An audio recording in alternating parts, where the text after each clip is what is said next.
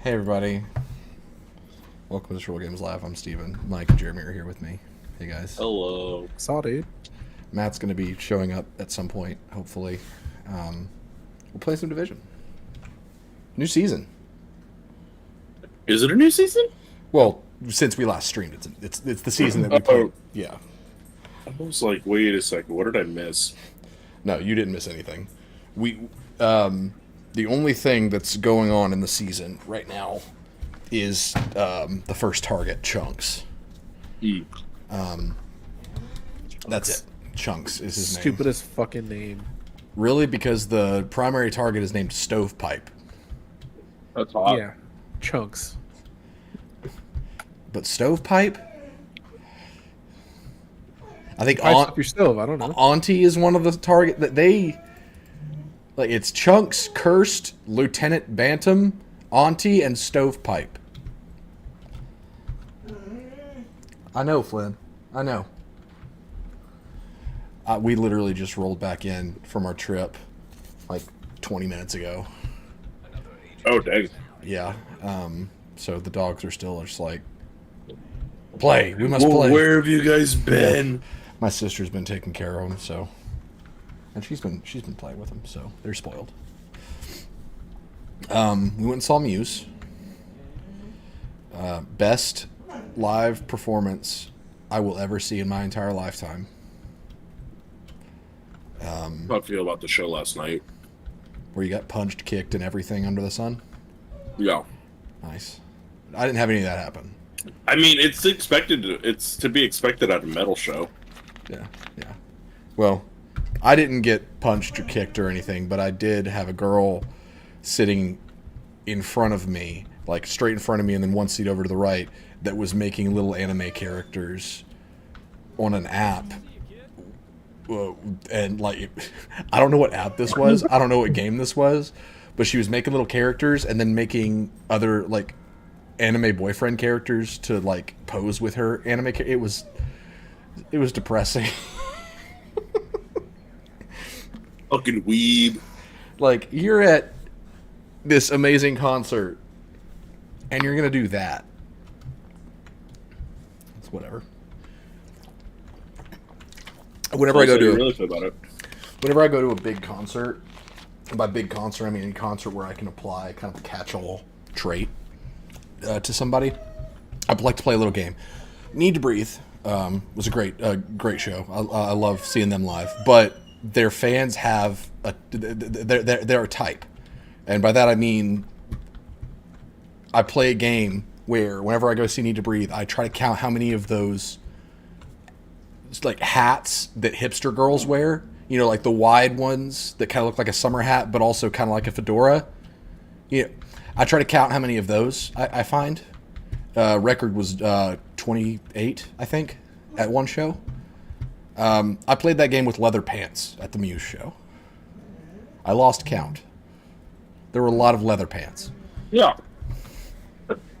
Bro, that's essentially you trying to play, you know, who's wearing studded bracelets at a 9 Inch Nails concert. Like, yeah, I was way in over my head. So what do you guys want to do? keep working towards the Ninja Bike. Okay. So not Summit. What do you think of Stardew Valley, Austin? I've heard great things from literally everyone who's played it, but it's kind of in the ballpark of Animal Crossing with me, where I totally understand people enjoying it, but I don't get the appeal for me personally, and it's probably just because I haven't played it yet. I'm gonna try this shooting range thing again. Okay. Nice little farming game. Okay. Other way. You went the wrong way. There you go. Take a right. Nope, too early. Ah! Take a right. Take a right. You're good. I'm new. I don't know what to do. So I'm thinking we either do control points in an area with targeted loot that we want, or we could step into the dark zone. Targeted loot in DZ East is LMGs. We could maybe find Bullet King and also maybe get a raid exotic there. I don't know. Mike is trying to get 5 kills. I can hear it. I just heard the hive deploy. Dude, there's no way I didn't just kill 6 targets. Well, you know them. It could be bugged because they've stopped caring about content that they assume everybody's already done. Well, then there's literal no... You know what? Wait one. Buying it? I'm so sick of it, yeah. Oh, you What, didn't 10 you didn't kill 6 targets because the yellow's still standing. I think it only gives you 6. How do I reset it? The button to the right. I just reset it. You got, looks like all reds. Oh, you got 2 yellows. Never mind. Let me reset it again. Okay, resetting. To reset it, you have to shoot some of them. Okay, you got 1 purple, maybe 2 purples. Yeah, 2 purples and then the rest reds. I wonder if I can help you.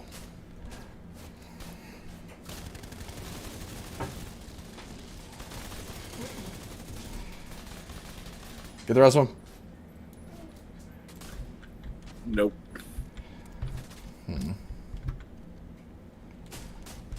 That's fun, Austin.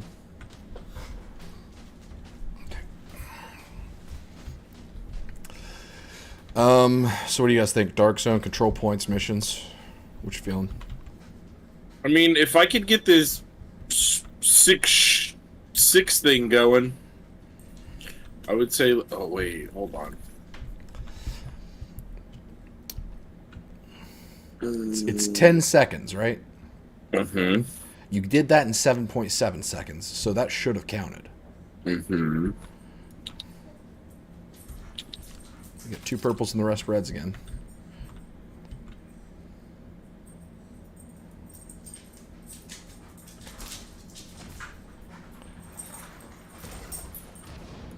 It's creative. What'd you say? That's very creative. Yes, still no. That was 10.4. I'm wondering, and this would be so stupid if this is what it's expecting, especially for Technician, but I'm wondering if it has to be guns.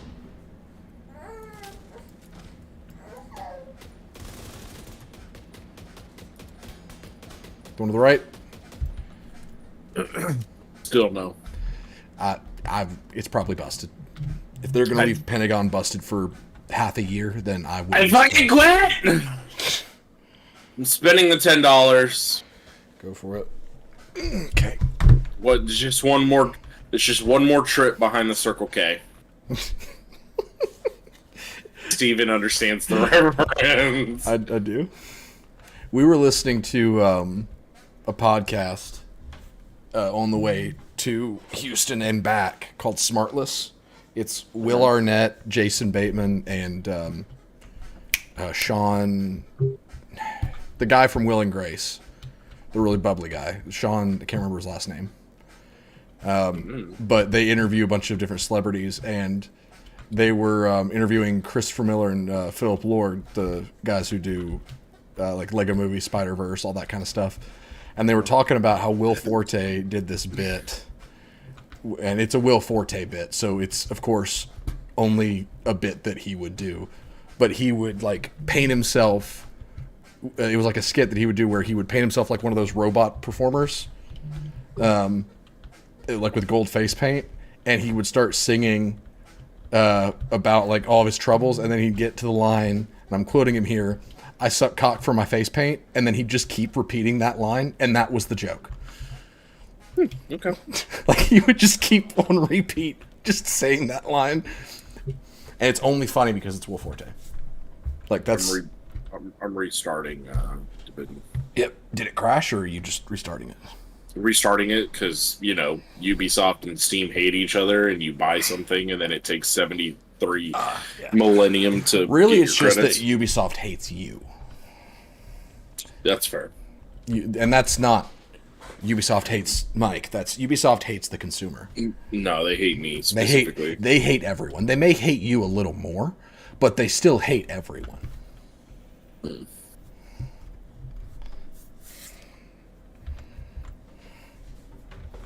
Jeremy, what do you want to do? I'm down for whatever, to be honest. I don't Okay. want to really. Control points, dark zones, or missions. Have we done all the stuff for the manhunt already? Any of the stuff for the manhunt? I don't believe we've done any of this stuff. Let's do that. Let's do the manhunt. Go ahead and leave to go to your world, because I've done the first target I did it with Zach on the day it came out. So go ahead and go to your world, and then I'll join you so it doesn't mess anything up. Oh, he just did it without us. Zach was going to do it, and he asked for help, so I helped him. I would have done the same for any of you. No, it's fine, man. Is it? It's fine. You know, you're just A piece of garbage? It's the Boogaloo Boys, but whatever. Zach is Zach not an honorary bug at this point? No, he doesn't have the shirt. I mean, I didn't have the shirt. And you weren't a Boogaloo Boy until you got it again. Whoa! Yeah, I said it. Bro. That's not cool. Can't revoke my bug card.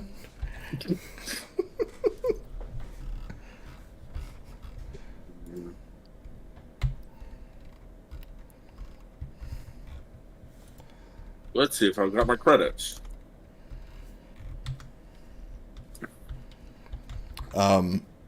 We also need to make sure Mike has gone to Castle, talked to Wally 4 times, and talked to Wally's computer 6 times, and talked to Manny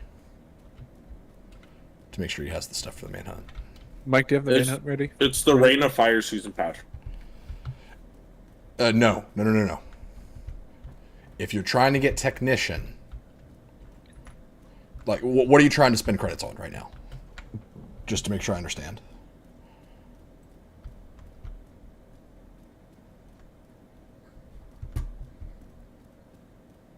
Mike. An agent has disconnected. Okay.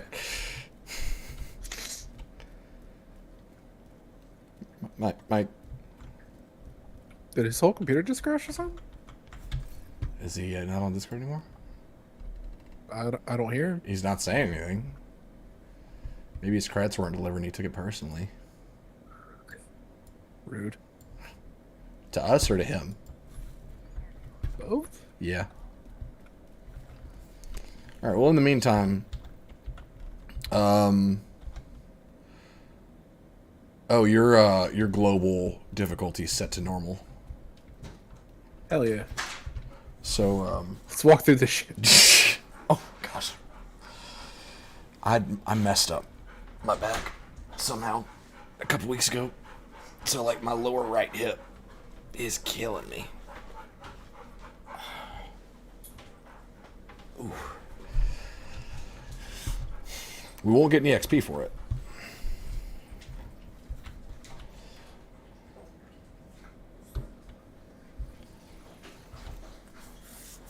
Yep. Bye, Mike. Well, he had a good run. But I guess that's what happens when you revoke the bug card from one of your boys. He's not wrong. Calm down.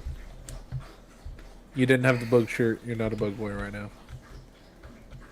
What happened to Boogaloos for life? You don't have the shirt anymore. This is PlayStation, or this is a PC, bro. For life, Jeremy. This is a different world, my guy. You think no a pact? I don't care. I don't make the rules, man. Who does? I would like words with them. The leader of the bug, Ookie Boogie. Ookie Boogie.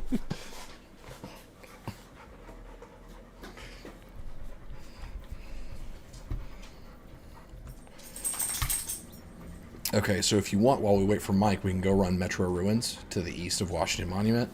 So we do something that's kind of close by without, or the Ellipse Field Depot. Like, I'm good with whatever. You just tell me. Let's do it. Which one? The fuel depot. Sounds good.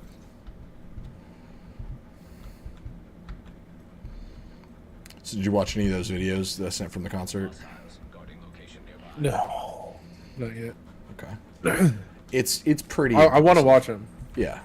Like, I'm not moving them, so, like, they'll be there. I'm keeping those videos on the drive. But, like, I've heard, they have a reputation. Like, if you know Muse at all, you probably know that reputation, which is that they're like one of the best live shows you'll ever see.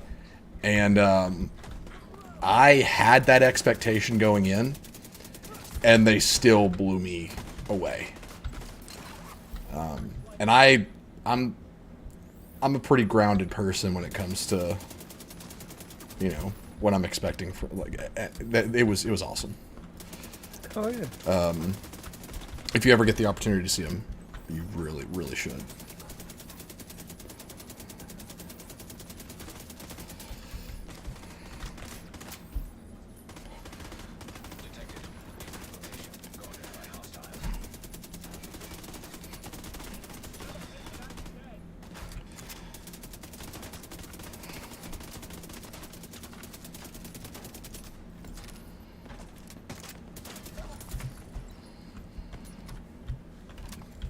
I ran into some hyenas, so I was killing them before trying to get to the fuel depot.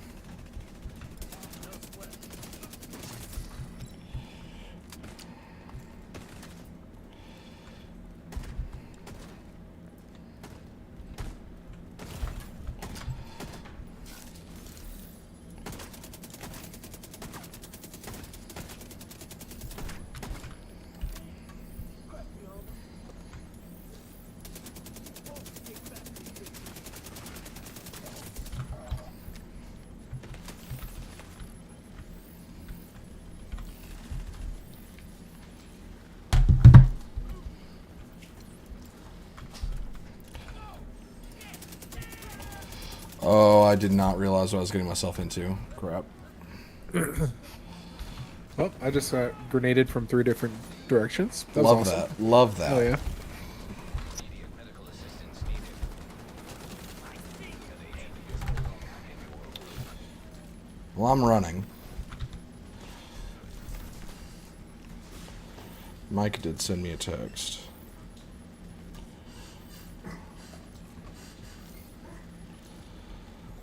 He said Cox Cable is working in his neighborhood again. At this hour? Awesome. Yeah. Well, that sucks. All right. Yeah.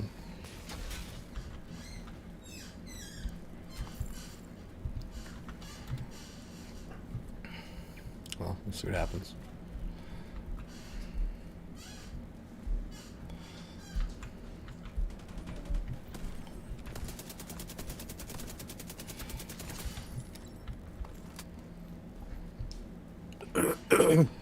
I'm still running.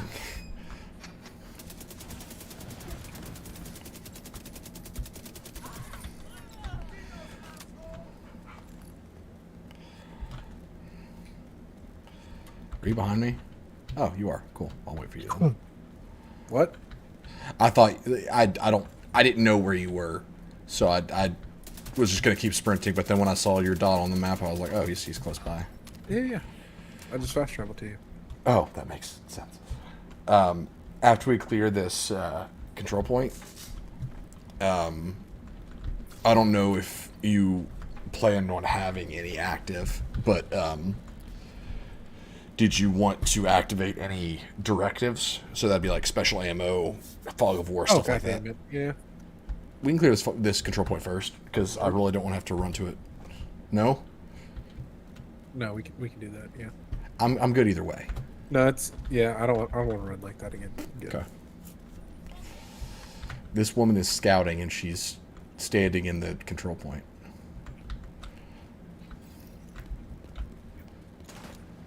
Got it.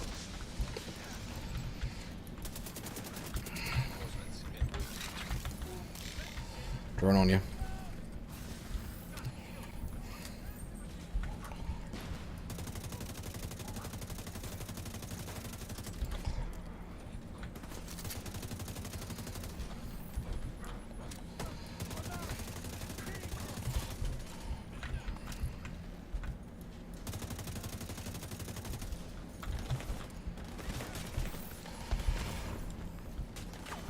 Jeez.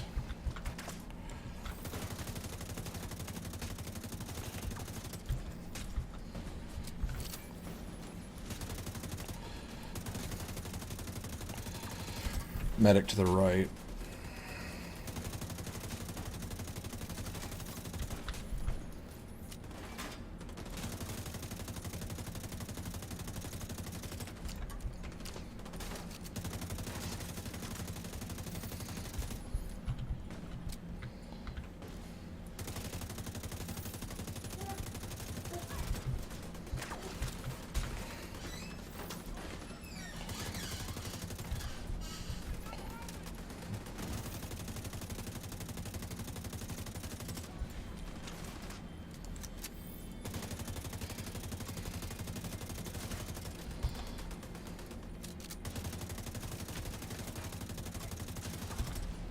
$8.6 million. With? The pistol. Nice. Is that with profit? Yep. Good. I'm curious, next time you do that, let me know what the follow-up shot is. Just because I want to know how Profit's talent is paying off. Oh, yeah, I forgot about that.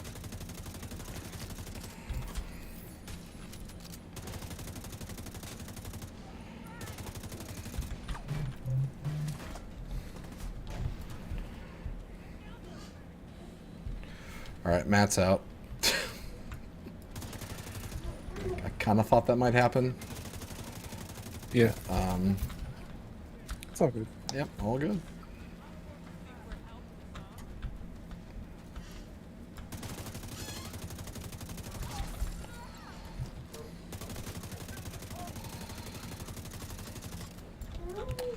I will message Zach and see if he wants to join.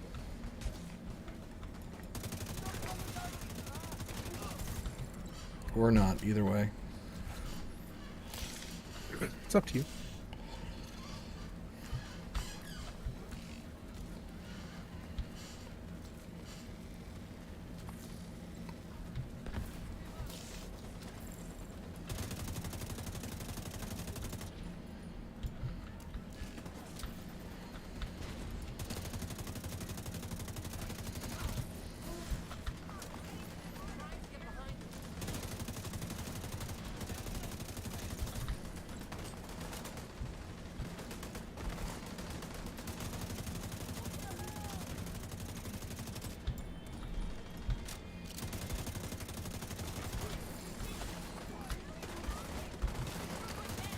Directly underneath you, they're coming up. Oh, you're with me, never mind.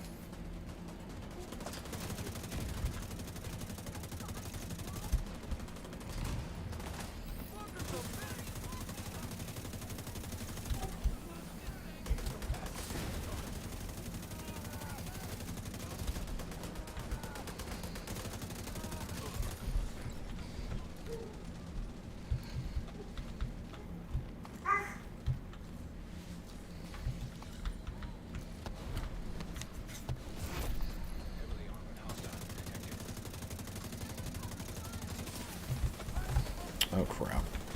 I'm dead. Leader's got me.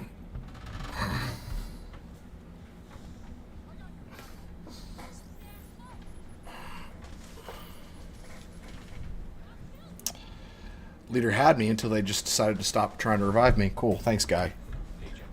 Good lord. Apparently he can be interrupted by getting melee. So that's news. Nice. Yeah, love that. Oh, and getting foamed. Even better.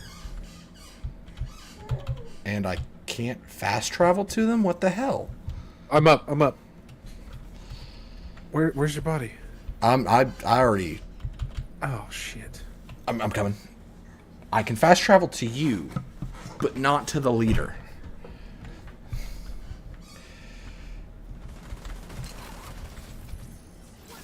Drone's on you.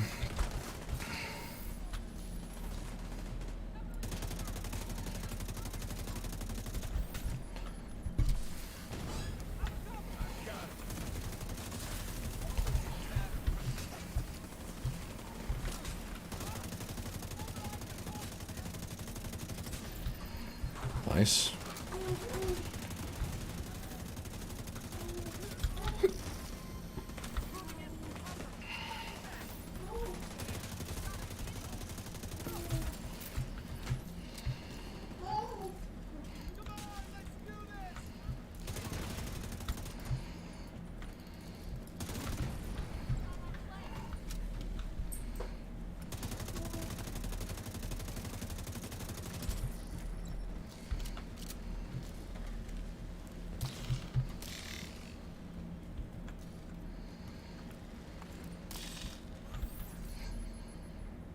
Mike would be disappointed. I got a really good 1886.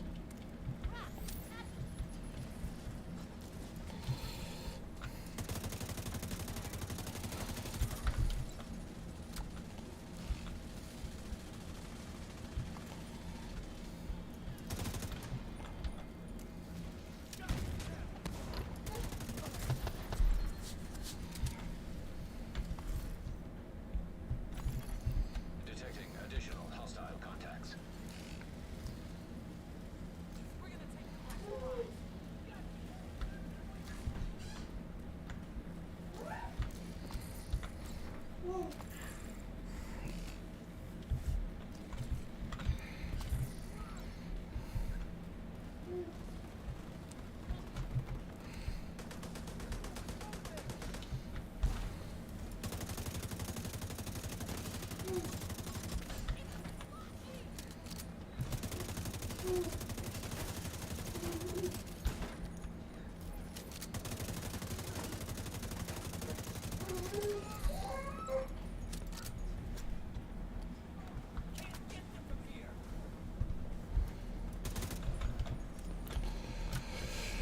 How was your weekend, Jeremy?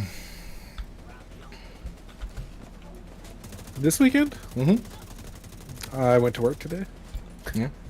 Yeah, that's about it. Nice.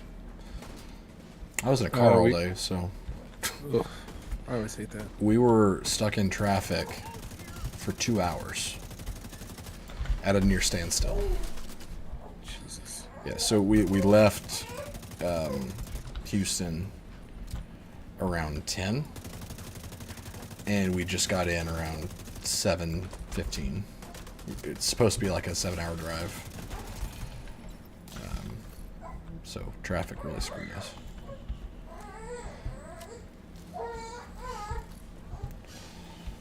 But did you work yesterday too? Yeah. Yeah, we're closed Sundays and Mondays. So. That's right.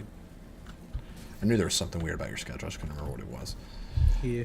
Vortex, this is the Boogaloo look, which apparently is not for life. It's only if you own the shirt. Oh my God. I will not let this go.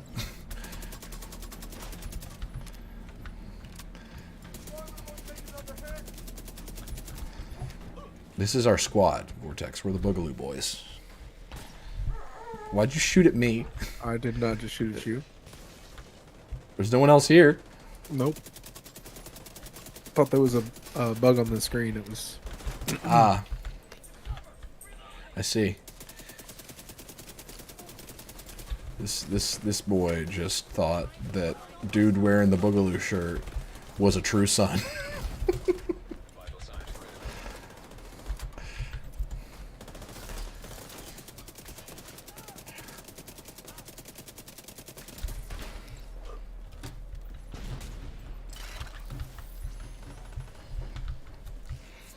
How are you doing, Vortex? Oh, we also ate at a little restaurant in Houston called the Hobbit Cafe. It's exactly what it sounds like. It's a. Oh yeah, how was that? It was really good. I've got some pictures of it. It's not like they're not like super committed to the bit to where it doesn't look like Bag End or Hobbiton or anything like that. Yeah. But it's more of like think kind of Bubba Gup Shrimp Company. Yeah. How it is more about having memorabilia and stuff from the films. Like it was that kind of vibe. But apparently, it's been open for like 50 years. So it's been there as a fan of the books. Interesting. Which I thought that was very interesting. So there was a lot of stuff from like the Ralph Bashki animated version of Lord of the Rings. There were some posters from that. There was a lot of illustrations from the like book era. The food was excellent. I got. They had like. They had a lot of like fresh produce kind of food. Like it the menu did kind of feel like it was thematic, because when you think of like what hobbits eat, you probably think of like a lot of freshly grown produce and big portions, stuff like that. That's kind of what it was. So menu would be great for someone who's vegetarian, but there were also like a lot of good sandwiches and burgers, and we both got a burger because they had very unique sounding burgers. Like the one I got was the Saruman Caesar burger, which was basically a Caesar salad on a burger. Interesting. And I love Caesar salad, but I have never associated Caesar dressing or Caesar salad with red meat. But it totally worked. It was great. Huh. That sounds pretty good. Yeah. And then Anna got the King Theoden burger, which was hummus, mushrooms, red peppers, pesto, and smoked Gouda. We shared, but I only had a couple bites of that one. Because I was expecting, just once we ordered them, I was expecting to like the King Theoden burger more, but I really like the Saruman Caesar more. Because I'm a huge pesto guy. And so when I saw pesto on a burger, I was like, oh, heck yeah. So we were planning to just kind of split them evenly. But I think, I ended up liking the Caesar more. But they had smoothies. I got a Pippin Pina Colada smoothie. It was excellent. And I got strawberry, banana, and pineapple called the Mithril Mix. It was a fun little place. If you're ever in Houston, look it up. Menu's great, food's great, people are really nice. And then we got pizza for dinner. Like we were staying like 30, 45 minutes out of Houston. So hoping for Rogues. Yeah. Doesn't look like it. Yeah, unfortunately. What was so hard about finding a PS5 controller, Vortex? But we got pizza as well, just because we were going to take it back to the room and eat it for dinner. And we got one pizza. It was from a place called like Capone's Pizza. It's supposed to be themed like Al Capone and gangsters and everything like that, or mobsters or whatever. But there was a pizza on there that was, let me see if I can remember all the toppings that were on it. The sauce was a Alfredo pesto white sauce, which I'm already all about that because I love both of those kinds of sauces. And it had obviously cheese, but prosciutto. Was that what it was? Prosciutto? Prosciutto? Yeah. Had prosciutto, arugula, and pears. Ooh. And I saw that and I was like, we had just gotten we just experimented with the Caesar burger. And so I was like, you know what? Let's see if we can go for 2 for 2. And honestly, I would totally eat another one of those pizzas. Because I was expecting a little bit of arugula, but when we opened it, it was like they just put a bush on top of our pizza. So I was like, that's a lot of arugula. But honestly, it was really, really good. Especially the pears. I've never heard of pears on pizza. But I've never heard of the combination that you just... It totally worked. That's wild. Yeah. It sounds really good. Yeah. The sauce alone was enough to get me interested because, like I said, pesto Alfredo is a great combination. Absolutely. And yes, the mask that Jeremy is wearing is indeed a wolf mask from Ghost Recon Breakpoint. Yeah. But the arugula and the pears were where I was like, I don't know about this, but the bitterness of the arugula really paired with the sweetness of the pears. It made like a really interesting bite, but whenever I would eat one slice, it was just like I kind of needed another one of those. You know, it was that kind of pizza where it snuck up on you with how much you actually really liked it. Let's go ahead and you activate those global directives. Yeah. I am going to grab some dinner because I put some rice on to have with the stew that I made before we left. So you go ahead and do that, and then you can run to the first activity, and I'll meet you there. I will be right back, though. All right, I'm gonna go to the public execution.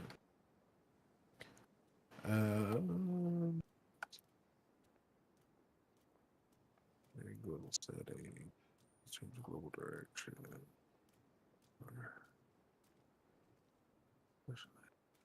Starting to see things. This is not good.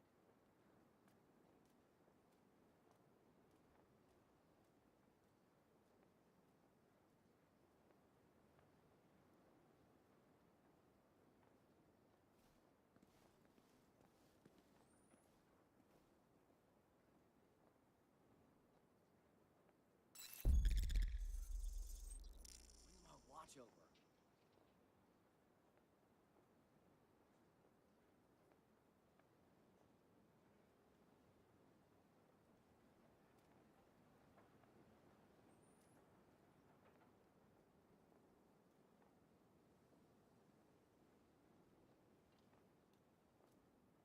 Hopefully today's weather will be nice. Yep.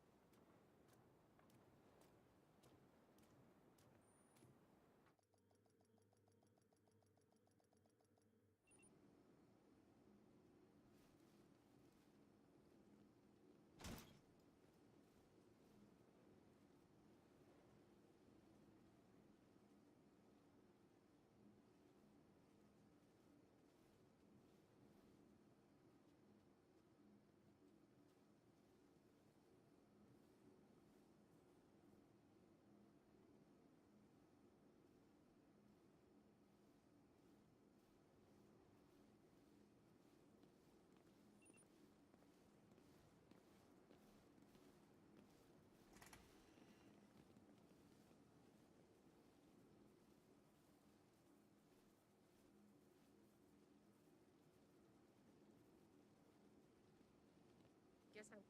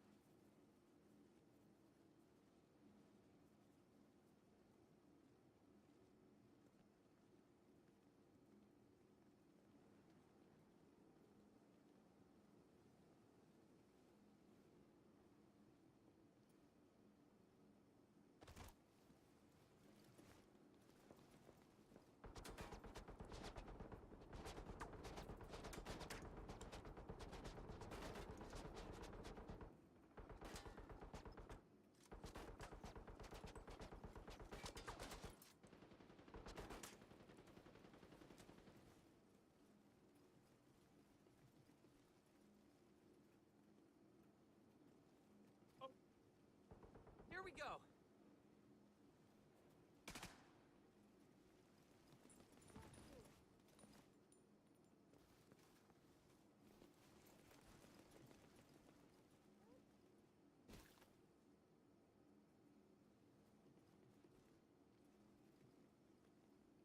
What the hell?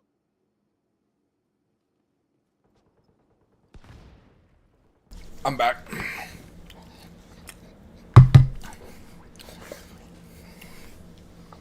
Are you one of those people that thinks that pineapple on pizza is a sin, Vortex?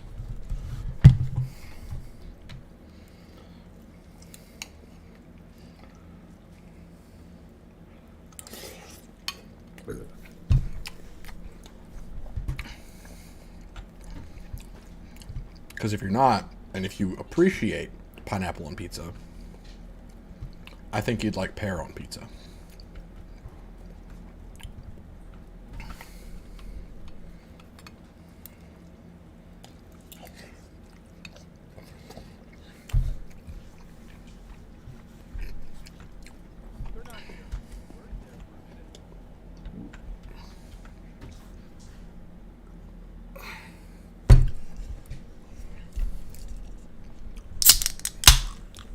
You hear Jeremy?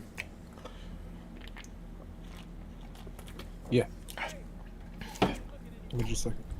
Gotcha. So Vortex, you should try it. If you got a Domino's, well, I guess where you live, eating Domino's is probably kind of heresy. But go get a Hawaiian pizza. Make sure you get ham, bacon, and pineapple on it. Just give it a try. Don't get it in the form of a calzone. Pineapple with calzone does not work. It just the way it cooks, just something happens. Okay, good. So just get a Domino's Hawaiian pizza then. I personally don't like red bell peppers, and I think it comes with red bell peppers when they're Hawaiian. But get one of their pizzas with ham, bacon, and pineapple on it, and then get back to me. That's your homework.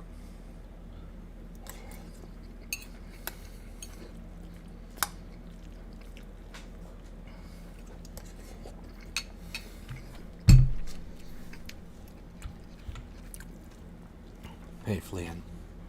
Hey, buddy. Flynn missed me so much this weekend. When I let him out of his cage. Well, heck, when I walked in the door.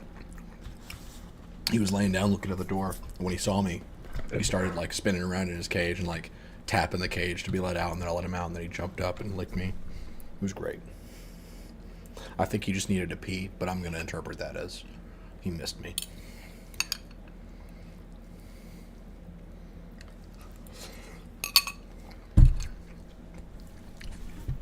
It used to be a tradition, Vortex. Goodness.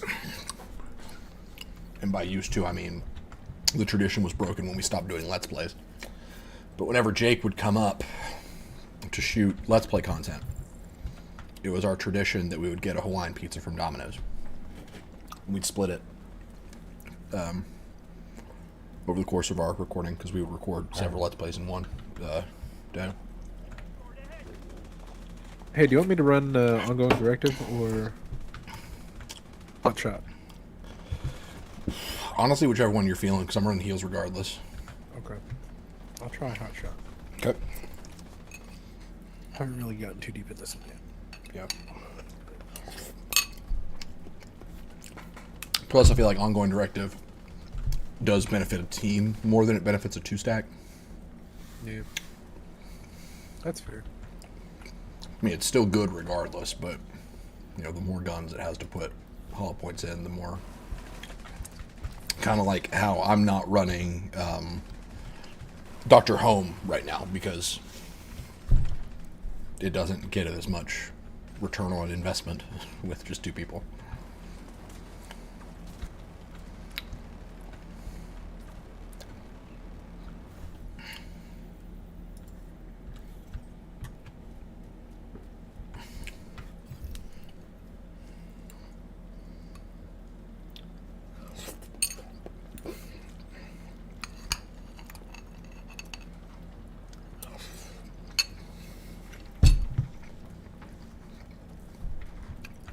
I'm at the execution. I'm going to keep harping on this Vortex. Do you like pineapple by itself? Like, is there a situation where you would find yourself eating pineapple and being like, yes, this is good. I like this. Like, what's your stance on pineapple in general? That's what I'm trying to figure out.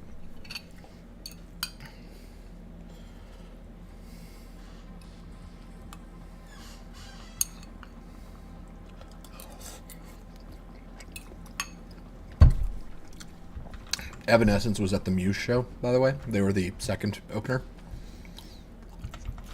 They were really good. They did Bring Me to Life, obviously. It was the last song they did.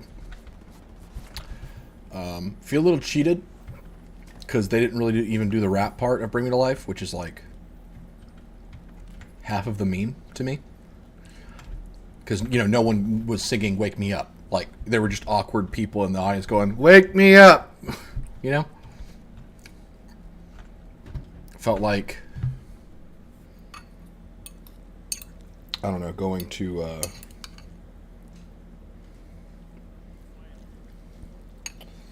What's an example of this?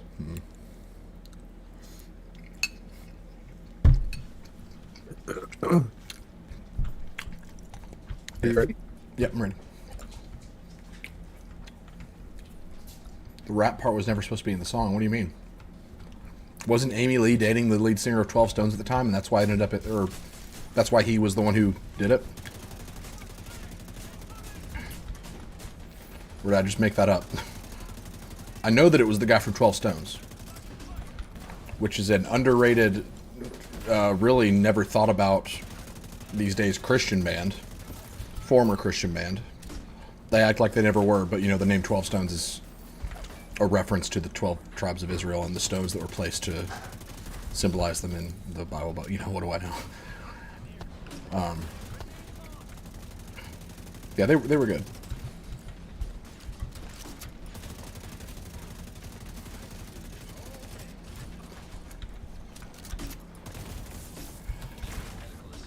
Cool. Cool. You are not going to heal anymore because I got grenade spammed by a dog.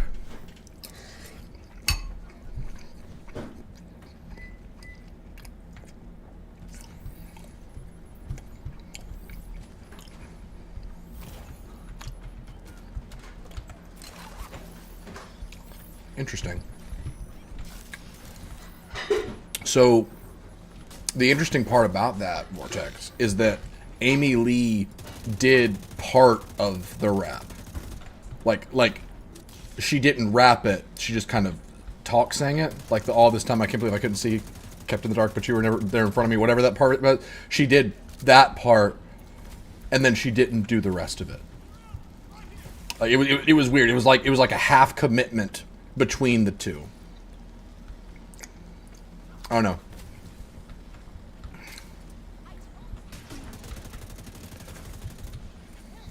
Was the "Wake Me Up" part? Was that not supposed to be in the original? Oh my god, this freaking dog! Were those grenade dogs always that annoying? Because No. I don't remember them doing that much damage or being able to. I'm to your left. I'm down. Maybe it's just because I wasn't in cover.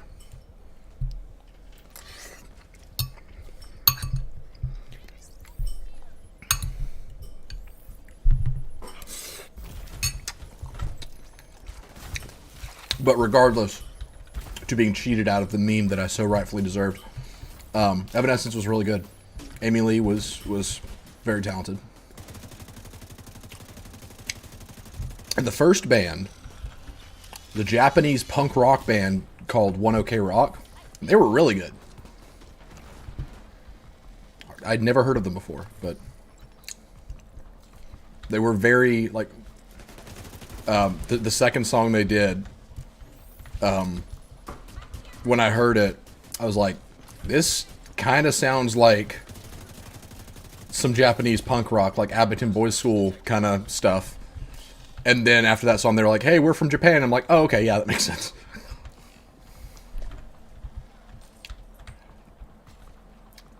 Is that correct? Yep.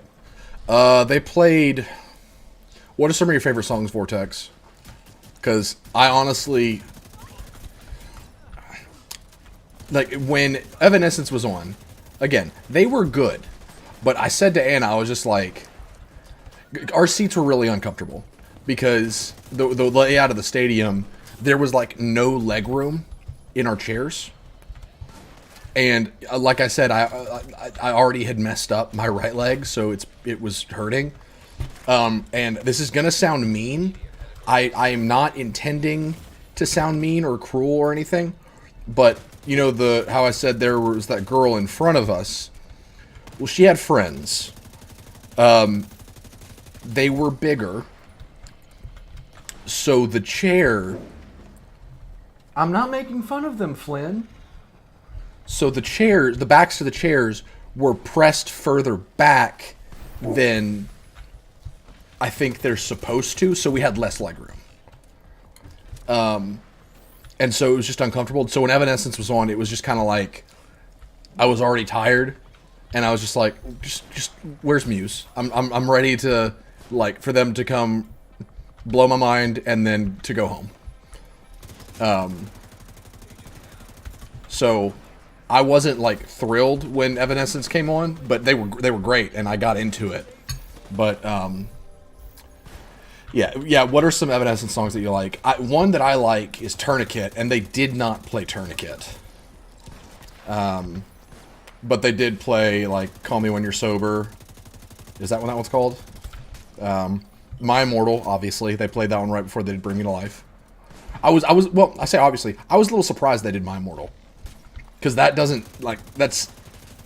When you think of a live rock show, you don't think of that song, you know? But it's probably their best song. I love Bring Me to Life, but My Immortal is just the kind of song that plays to the strengths, to Amy Lee's strengths, I think. Yeah, they did not do Tourniquet. I was disappointed by that. Gosh. I'm blanking on all of their song titles. But that's always kind of been Evanescence to me. Like, I was saying to Anna before they went on, I was like, I know like 2 of their songs. And then I was like, okay, maybe I know 4 of their songs. And by the end, it was like, I knew 5. But I did used to listen to them a lot back when I was introduced to real music.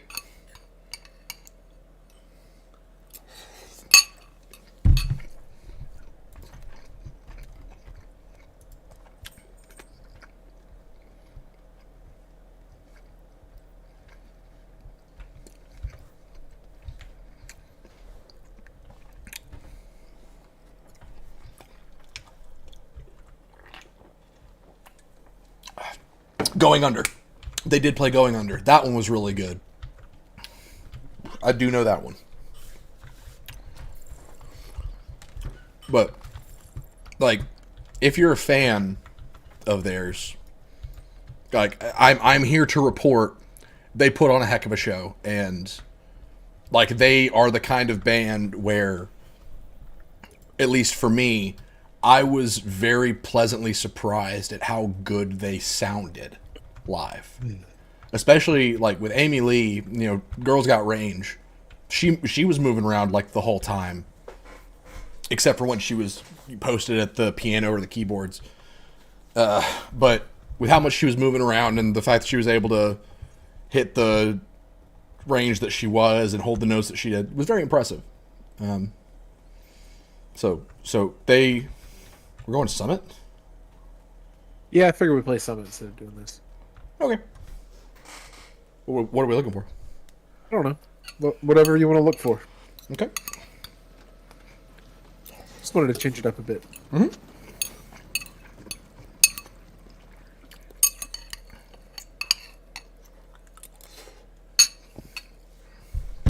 We need you to secure a skyscraper. This may take a while. Hope you cleared your schedule.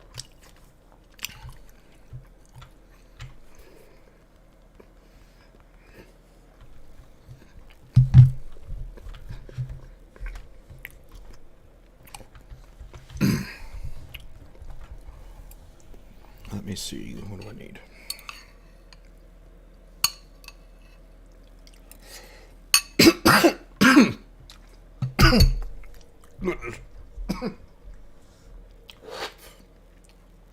That went down the wrong way.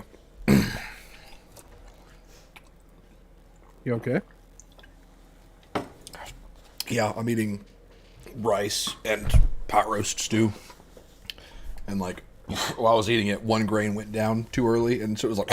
Oh, yeah. Yeah. Say no more.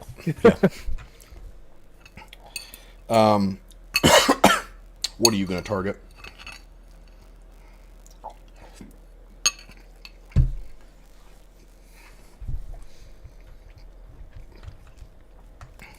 Would it be stupid to do LMGs?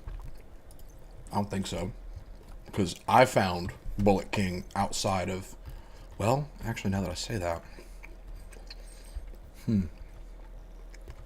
Why don't I target LMGs since I found Bullet King before? And then you can just target what I was going to target. What were you going to target? That's what I'm trying to figure out. Probably SMGs. Still trying to find that perfect UMP. Or other gun.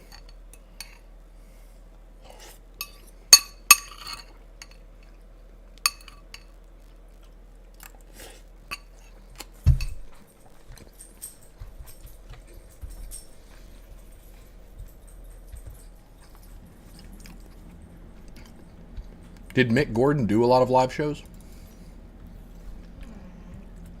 Also, I'm curious, Vortex, how familiar with Muse were you before I just started blowing up your DMs with all of those clips?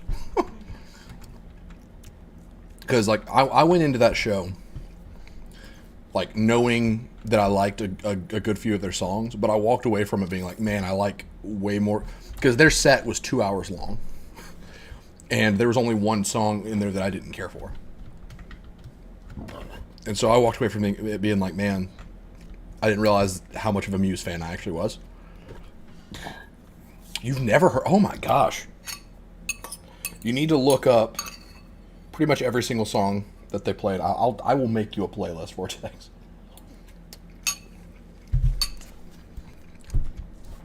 They're one of those bands that... Oh, you've got to make the setting. I remember that live event. It was a fun one. But Muse is one of those bands that, like, since day one, they've been kind of experimental, but they've always been, like, really good. Like, they brought... I can't remember which song it was to start. It may have been before they started Supermassive. But the lead singer came out to the runway on stage, in front of the stage, and just started playing a power glove. Like, doing, like, weird synth stuff with a power glove. And then they went into a song. Like, they do a lot of stuff like that. But they still, like, are just good rock music. But they've got the occasional Tom Morello sounding stuff thrown in the mix.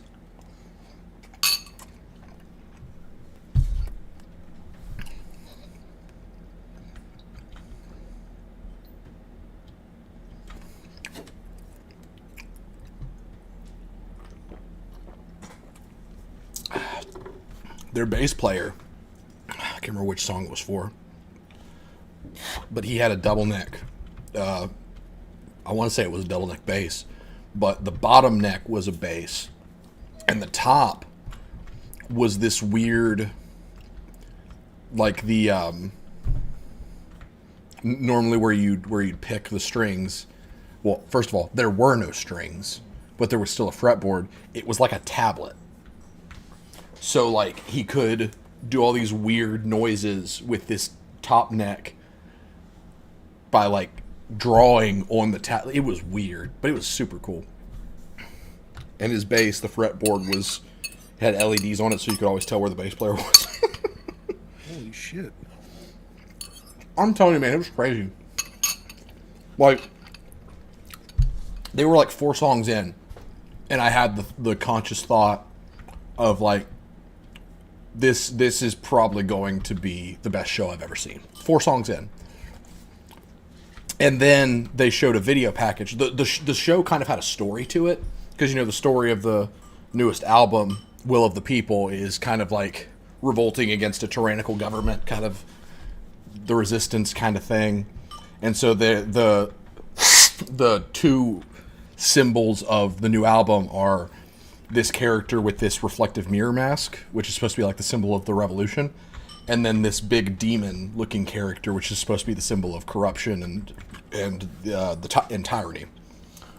And so they played this video package that was kind of introducing the story by showing the first person to wear the mirror mask going up with a sign that says "Will of the People."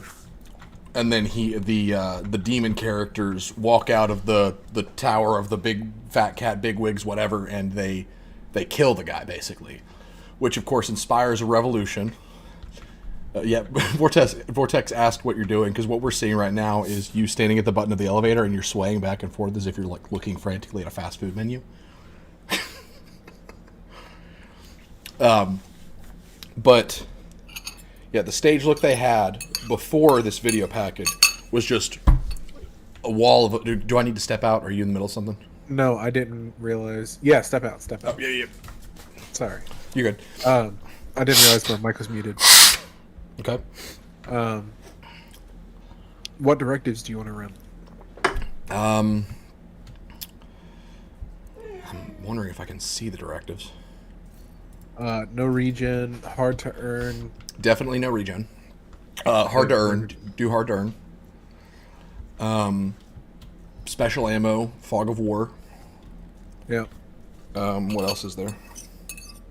Ammo hoarders. No. Pistolero. No. Cool skills. No. And scavenge skills. We could run cool skills if you wanted to, because that won't affect me running this build, but basically that makes it to where it's like a reverse hardwired. If you use one skill, the other skill goes on cooldown. Yeah. Yeah, I'm not that worried about it. Okay.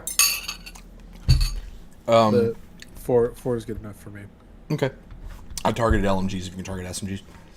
Alright, give me 2 seconds. Yep. But, so they played that video package, and then, everything was dark, and, oh, Breaking Benjamin's great. I got to see them headline a show. The show I saw with them was 1,000 Foot Crutch, Red, Chevelle, Breaking Benjamin. Like, what a freaking lineup. That was the first big concert I ever saw. Breaking Benjamin headlined. And they were great. It was a lot more reserved than a show like this was. Because, like, the Vortex, you've seen the videos from the Muse concert. They went all out. But the Breaking Benjamin, Chevelle, Red TFK show felt a lot more just like, let the music do the talking. And while Muse's music did the talking, there was a lot more. But yeah, I love Breaking Benjamin. Rogues? Hell yeah. Oh, Jesus Christ. Alright, well. I immediately need to change builds. Yep, I'm on Scorpio. But, yeah, that video package played, and the stage was pitch black, so we couldn't see what the stage looked like. And then, after the video was done, it went straight into Compliance, the song Compliance, and all the lights came back up. And they had a giant animatronic on stage, which was the character with the mirror mask, that was like, its head was moving around acting as a disco ball to reflect lights back at the audience, and its right hand had an LED wall within it, like it was shooting more light. It was crazy. I can't remember the last time my jaw dropped at a concert. I felt everyone's jaw drop in that room when the lights came up. And the lead singer also broke a guitar. I know, very rock and roll of him. But at the end of one of the songs, he threw the guitar about 20 feet in the air and just walked away, and it just shattered on the ground. And the girl that was sitting to my right, when he did that, I'd like felt a jolt of like her elbow bumping me, because like she gasped and covered her mouth with her hands. She was like, oh my gosh. It was wild. It was a great time.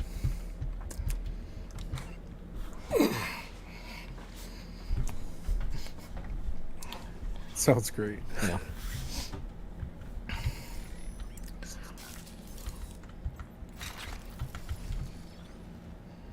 They're there.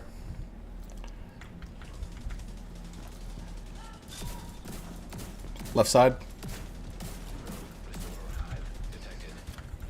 Oh shoot.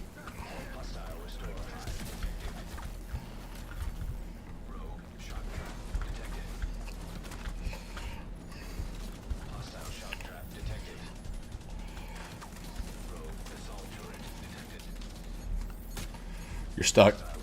I know. I'm trying to dive out of it. I did it.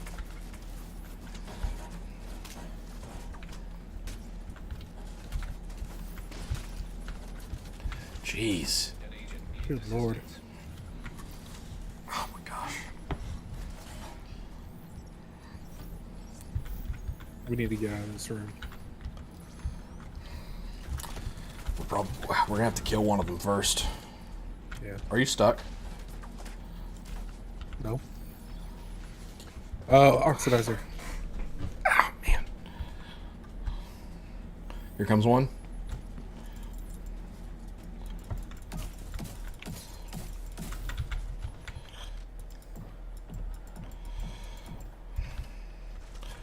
Oh my Jeez. god. How low was that one? Thought I saw him. Yeah, I got him with my pistol. Okay. Behind Oh, yep. You're up.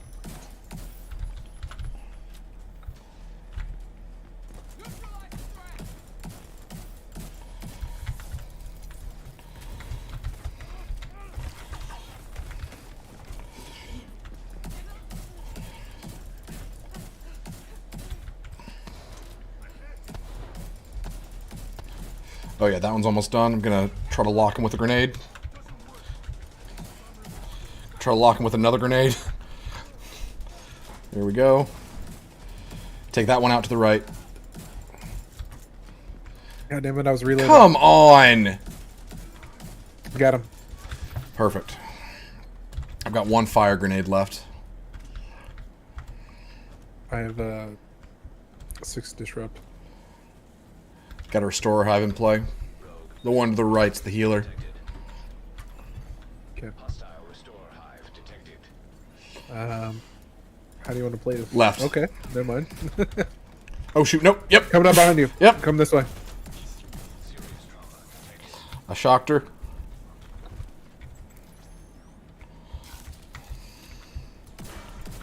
Trying to blow that up so they can't blow it up.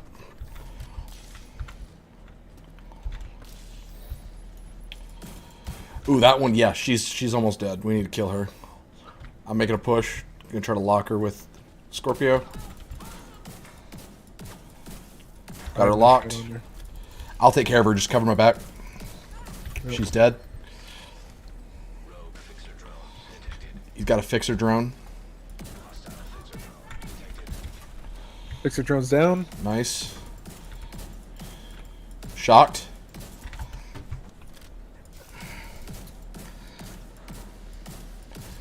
This gun's so stupid. I love it.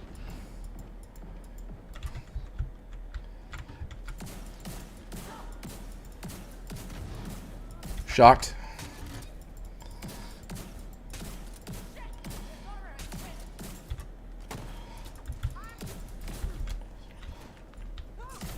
Were those like the least competent rogues you've ever fought, or was it just me? Yeah.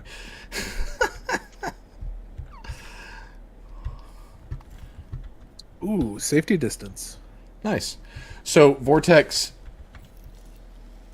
this gun You is. want it? I'll take a look at it. See what the rules are. It's a pretty good roll. Okay. So rogues are just egregious bullet sponges. So this gun, the reason it's good, I'll just open it up for you. Septic shock is the reason it's good. Shooting a target applies stacks of venom, which last for 10 seconds. Increasing stacks add more severe debuffs to the target. 1 is poison, 3 is disorient, 6 is shock, 7 target takes additional 20% damage from all sources. Stacks no longer increase. Duration of status effects is based on percentage of pellets hit on applying shot. So basically what that means is I can keep these guys status affected to where I've got them locked down infinitely, as long as I'm focused on one target. And I increase the damage being dealt to them. So while it looked like the damage... It's a reverse medic gun, yes, which I guess would just be a gun, but, you know. It's a debuff stat gun.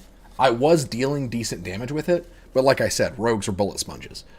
But the reason it's OP is because of all the stuff outside of damage that it does. Because you may see me using Scorpio at mid to long range, because as long as I just tag them, like at all, I can status lock people. So it's the gun that I run when I'm trying to not so much do damage as create opportunities for Jeremy to deal the damage. Because very rarely will you ever see me doing the damage. That's just not how I play. So whenever Jeremy says a large number randomly, like 8.2 million, That's Jeremy saying, "Hey, I just pulled out my pistol and did 8.2 million with one shot to that guy. Meanwhile, I'm over here with this assault rifle that I'm using. I deal. Where's the damage per bullet? About 200,000 per bullet. It's an assault rifle, but still, you understand the discrepancy there. Of Jeremy does the damage, I keep him alive, and I create opportunities for him. That's just kind of what we do. And I've gotten better at constructing my builds around the idea of being able to do decent damage in addition to creating opportunities. But I will never be the damage guy. You can dance if you want to. I'll take it. I'll take that. Okay. I'm gonna go get some water real quick. Okay. Oh, he said safety distance, like safety dance. I get it. It took me a second.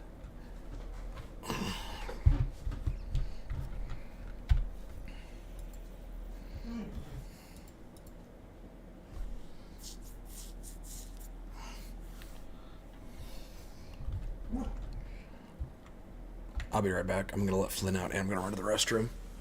Vortex, I don't even know if Jeremy's looking at the chat, but just put in the chat, hey, Steven, we'll be back or something. I don't know. BRB.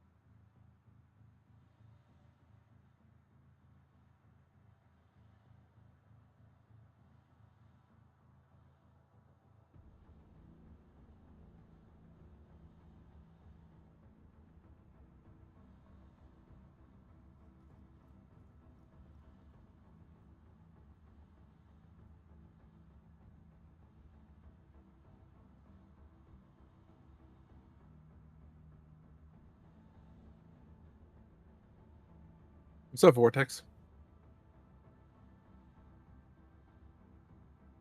I just went and grabbed some water.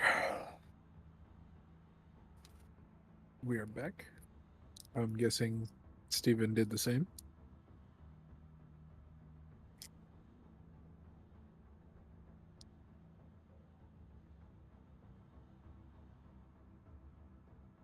Right.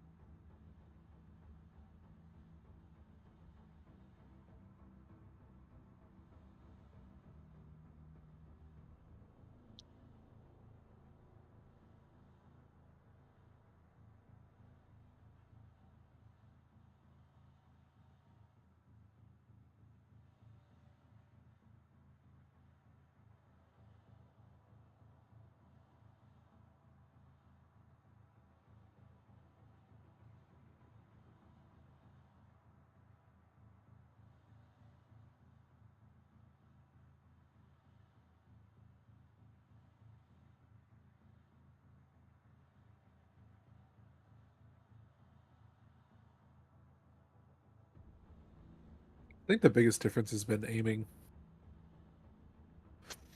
There's a big difference between those twin stick shooters and being able to roll the mouse over to a headshot.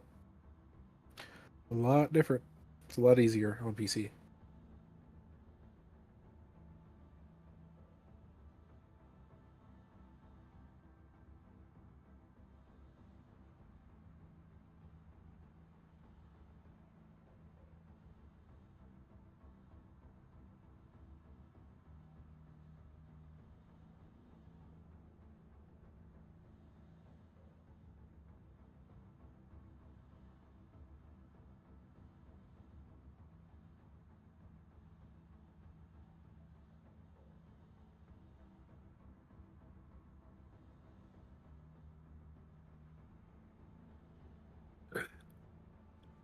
I don't know that I'd call it like major, but it's definitely an upgrade. Like it's not like ridiculously easy to get a headshot, but it's still marginally better. Yes. I'm back.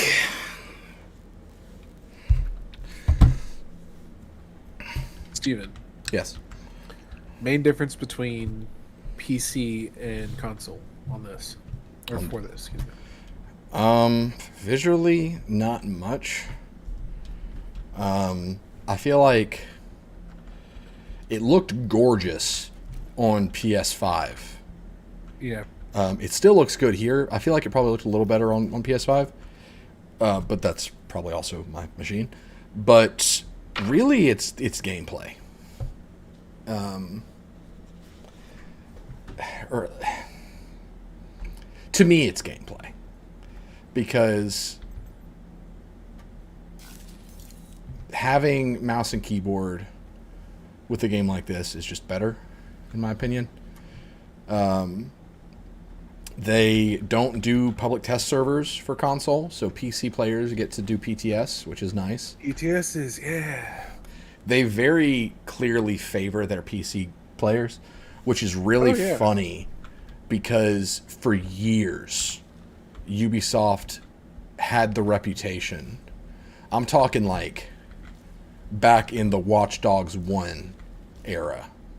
Ubisoft had a reputation of being probably the worst PC port developer that ever existed. Because, like... Really? Oh, yeah. Because, like, Mike, I don't know if he ever told you this, he bought Watch Dogs... I think it was Mike. He bought Watch Dogs on PC, and because of a certain bug that was affecting people that owned certain graphics cards or whatever, he was never able to play it. And that wasn't public knowledge. And they didn't give him a refund for it either, did they? I don't think so. And so there was that one. There was Division 1 was kind of a disaster on PC at launch, but it was kind of a disaster everywhere at launch. Assassin's Creed Unity on PC tanked the Assassin's Creed franchise. Like, all of those, like, look at all these Assassin's Creed Unity bugs. All of those bugs came from a very vocal minority of people that only played it on PC, that only uploaded bug videos to get clicks. And so the game was branded a buggy, incomplete mess when the console performance was damn near flawless. I know this, and I'm the person that can say this because I have reviewed a lot of Ubisoft titles that I initially played on console and then I came back to and played on PC later. Not only, and granted this was like 8 years after Assassin's Creed Unity came out, but not only on PC was my performance flawless, like no bugs, but it also like it was fun. It was good. It played well. It was as good as my performance day one on PlayStation 4. But I say it's ironic because Ubisoft, they've had IPs get tanked by the existence of a bad PC port, and yet today they could not care less about their console players because they overly favoritize the PC players. Yes, Vortex, it is. Payday 3 is coming. It's coming this year. That's confirmed. I don't know what teaser you're referring to. I assume it's the one of them next to the fountain. That is real. We've known Payday 3 was on its way for a couple years now, but they did confirm that it's coming this year. I would assume it's going to be early access, which means console isn't going to get it for a little bit. But they did confirm it is coming to console. Ooh, do we play on PC or hold out for console? We play on PC, I think. Because, I mean, you know how it went with Payday on console, right? How Payday never truly got all of the updates that PC did. Yeah, that is true. So, to me, Payday is one of those games that, as long as my computer can run it well enough, I'm going to get it on PC. Just because... And I feel like they've said that they're going to do better with the console support. But, you know, that remains to be seen. Because when Payday 2 came out on, like, the 360 and PS3, it got literally 0 DLC support. And if you know anything about Payday, you know that that game lives through the DLC. And then they released the Crime Wave edition on PS4, Xbox One.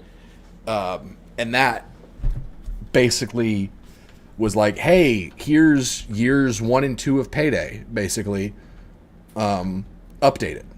So, but they still didn't get updates that happened after that.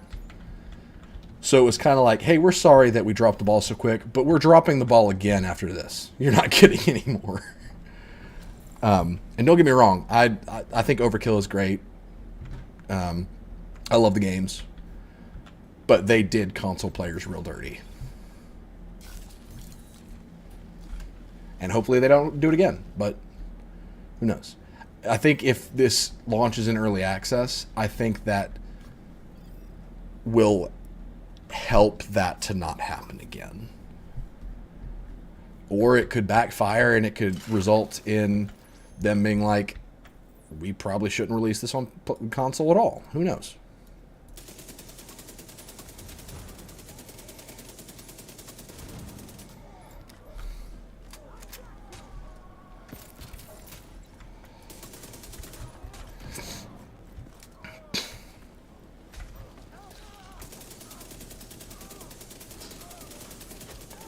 Oh, I did get invited to an alpha for a game called Steel Hunters, Jeremy. You may have seen this advertised on Facebook because that's where I saw it. But it looks like a third person, and most things I've seen say that it's co-op, but it does not look like a co-op game. But it's like a third person, kind of like if Titanfall and Transformers had a baby a little bit. Okay. It is third person, but the design of some of the mechs look kind of Titanish. But it's a hero shooter, so you can play all these different types. Like there's one that's a wolf, but there's another one that's like a crab tank, stuff like that. But there's of course bipedal mechs with guns. I got the alpha invite. Look it up. I literally got, like, I signed up for the alpha while sitting down waiting for Evanescence to go on, and got invited before Evanescence went on. So and it's going on right now. So I assume they're just kind of letting anyone in that asks. And it's going to be going on through Monday, I think. So if you want to get invited to that alpha, we can maybe try it out tomorrow. Because I don't even know if I'm going to like it. Because I've been getting a lot of ads for it on Facebook. To the point where I was like, okay, I'll humor you. What is this game all about? Did some Google searching, and they said like 2 of the pillars for the game were deep customization and co-op multiplayer, like 1 to 4 player multiplayer kind of stuff. So that had my attention. Behind you. Yep.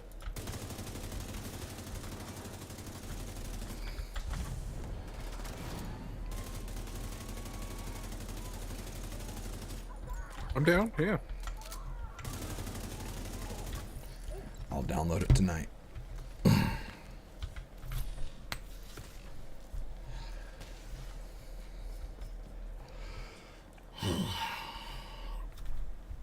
What'd you say it was called? Steel Hunters.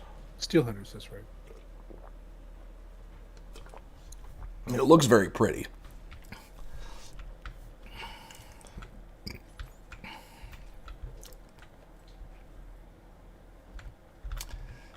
Gotta head out and try to knock this baby out. What are you... I will send you more band recommendations, Vortex, as I get them. You just let me know what kind of band you're looking for, and I will get some music your way. But good to hear from you. Later, Vortex. We will Thanks be for back. killing me. We will hopefully be back Monday. I'll be here. I don't know if we're doing anything, but if I have any say about it, we will.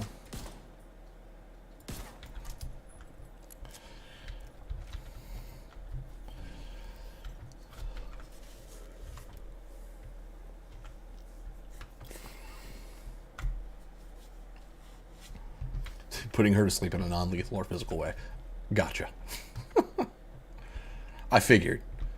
But I didn't know if that was like, if you're trying out a new catchphrase or something. Gotta head out and knock this baby out, you know? Like... EMP jammer detected nearby.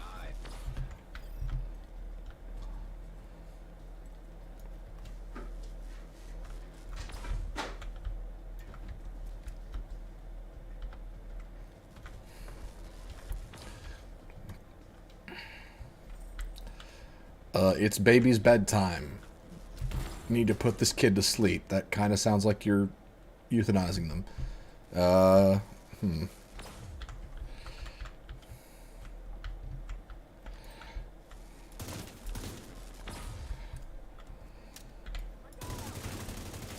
don't know. It's a tricky one. Serious trauma detected.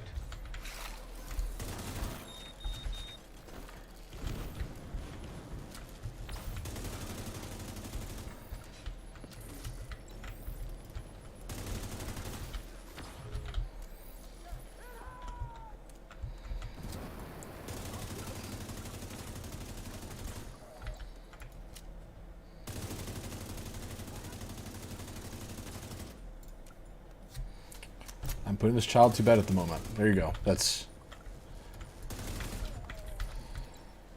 I sound like Siri, but I'll take it. We can just return to old channel lore, Vortex, where you were a robot. Or a computer, or whatever it was.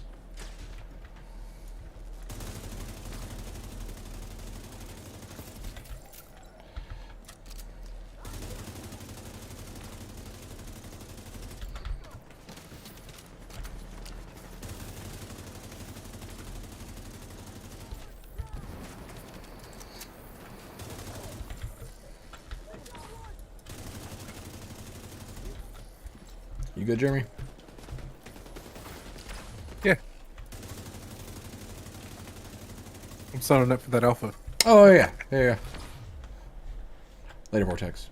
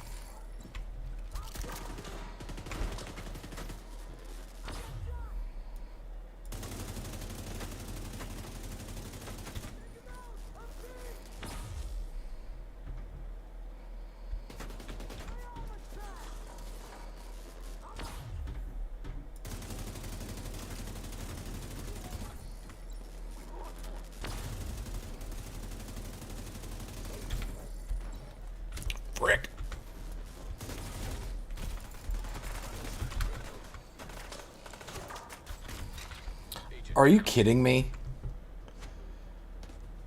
Whatever. I'm dead.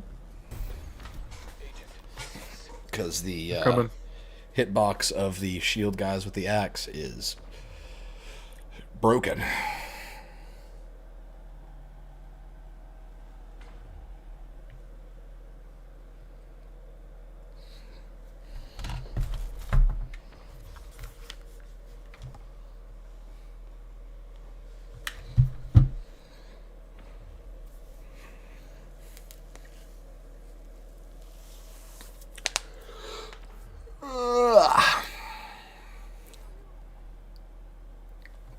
Here he comes.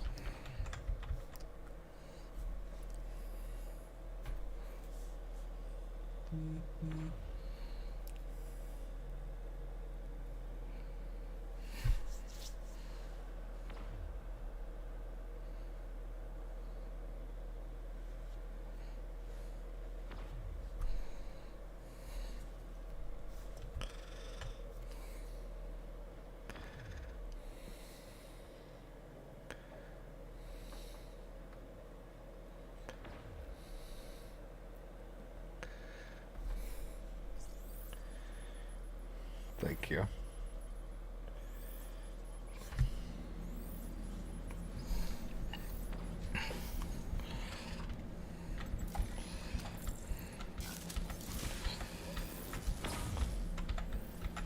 I got you, boy.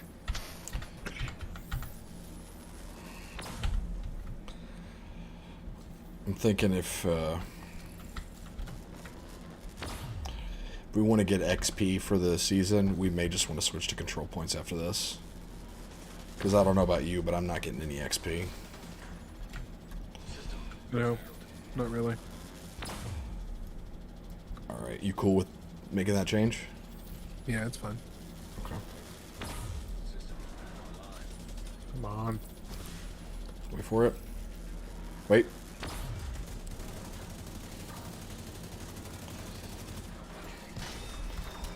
I've got a healer. I'm good. Well, I was disrupted. I know. I trust you. Oh, bitch.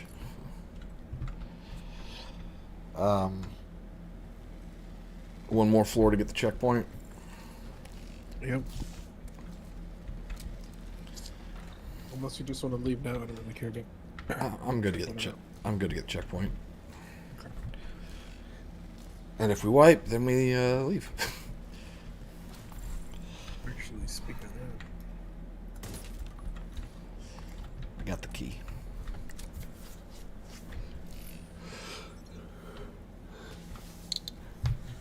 Yeah.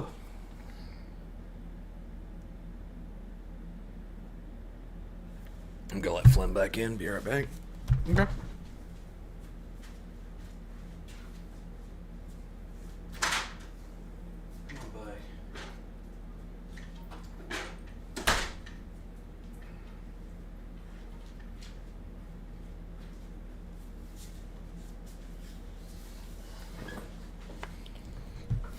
Oh my gosh.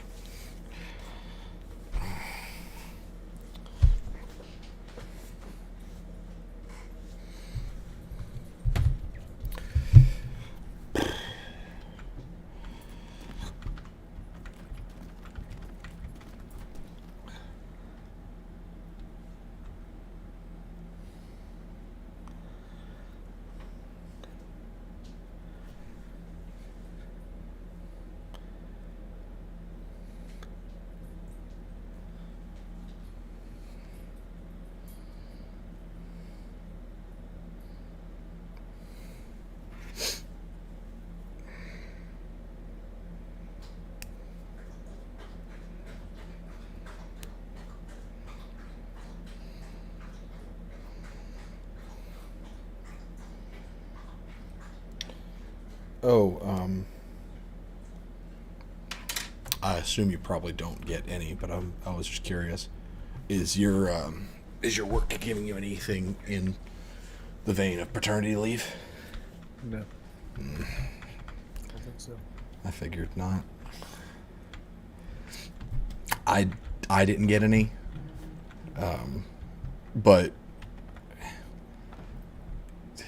working in a church, they understood, and they were just like, technically you don't get paternity leave, but we understand, you know, kind of situation. But yeah, it's kind of frustrating how that's not like a standard, you know? Yeah. 'Cause, like, maternity leave, at least some amount, I feel like is pretty standard because, you know, I don't know how anyone can expect a woman to come back to work in any kind of immediate fashion after going through that. Oh yeah. But they really should make paternity leave a lot more common.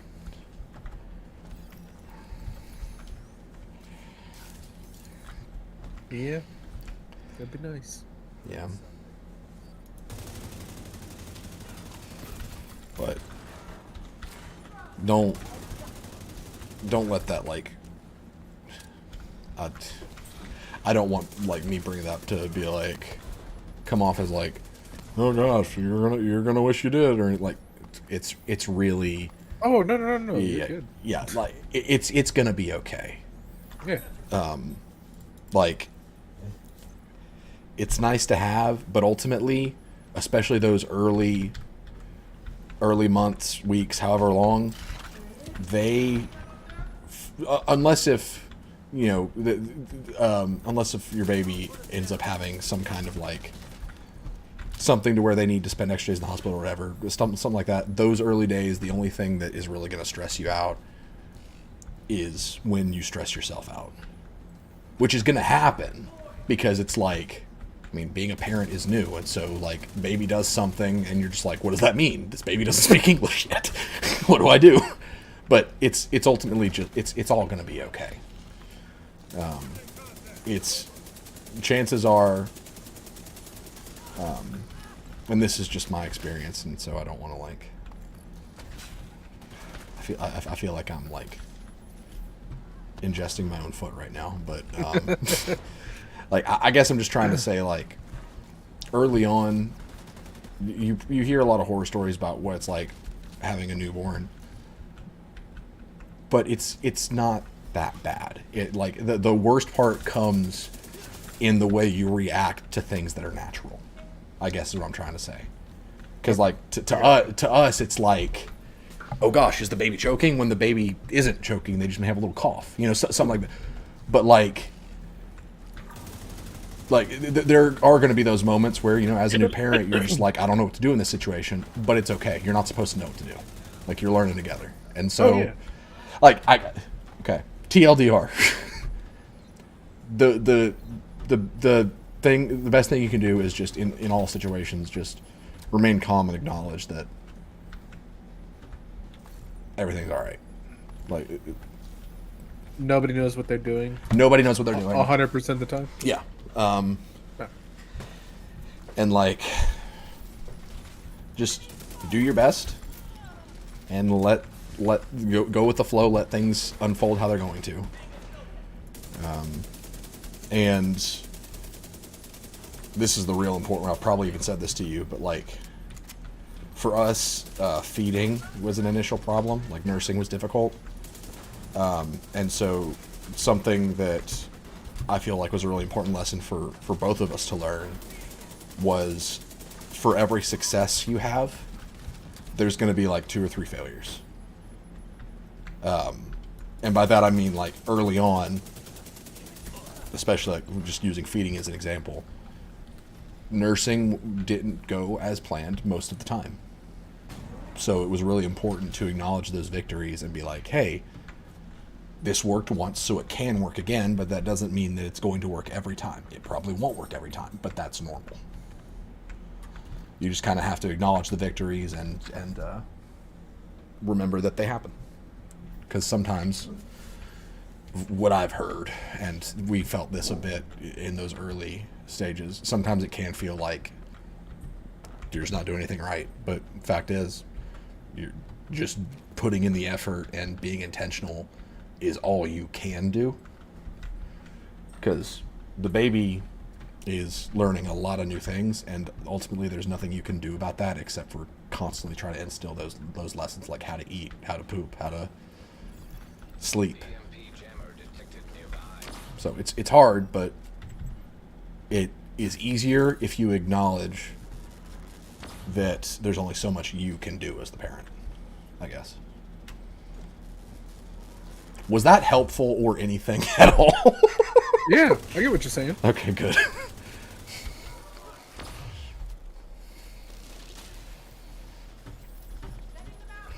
Please don't hit me. Please don't hit me. Ha! Oh, this drone's gonna die. Why did I do this? Oh, it didn't die. How about that?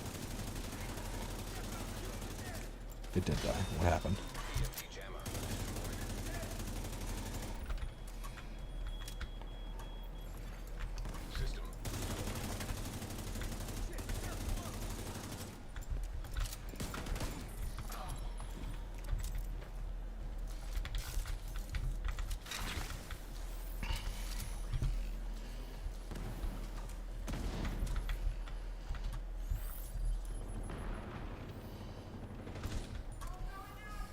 Did I tell you?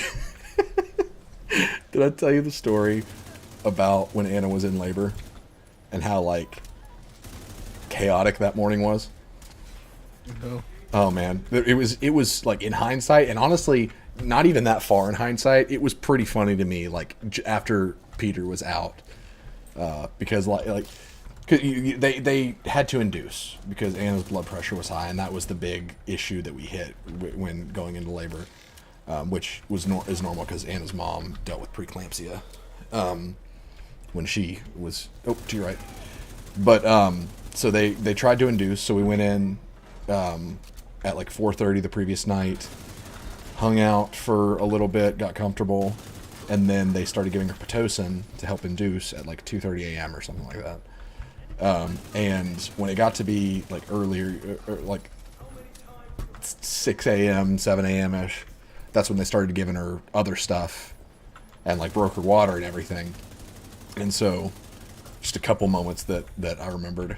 The first one being Anna, I don't remember if it was the epidural or if it was some of the stuff before the epidural, but she looked at me and she was just like, because the nurse said, we'll be back in like 45 minutes. And she looked at me after being in pain, and again, it's only funny in hindsight, just because all you can do is laugh. She was uncomfortable, but it's just, and she laughs about it too. But she looked at me, she was like, has it been 45 minutes yet, or what time is it? And I went, it's been 2 minutes. And so it's just one of those things where she was just like, ugh.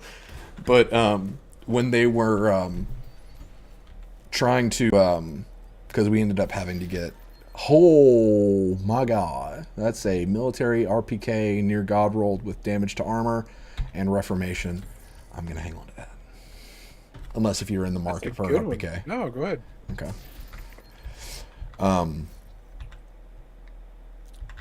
But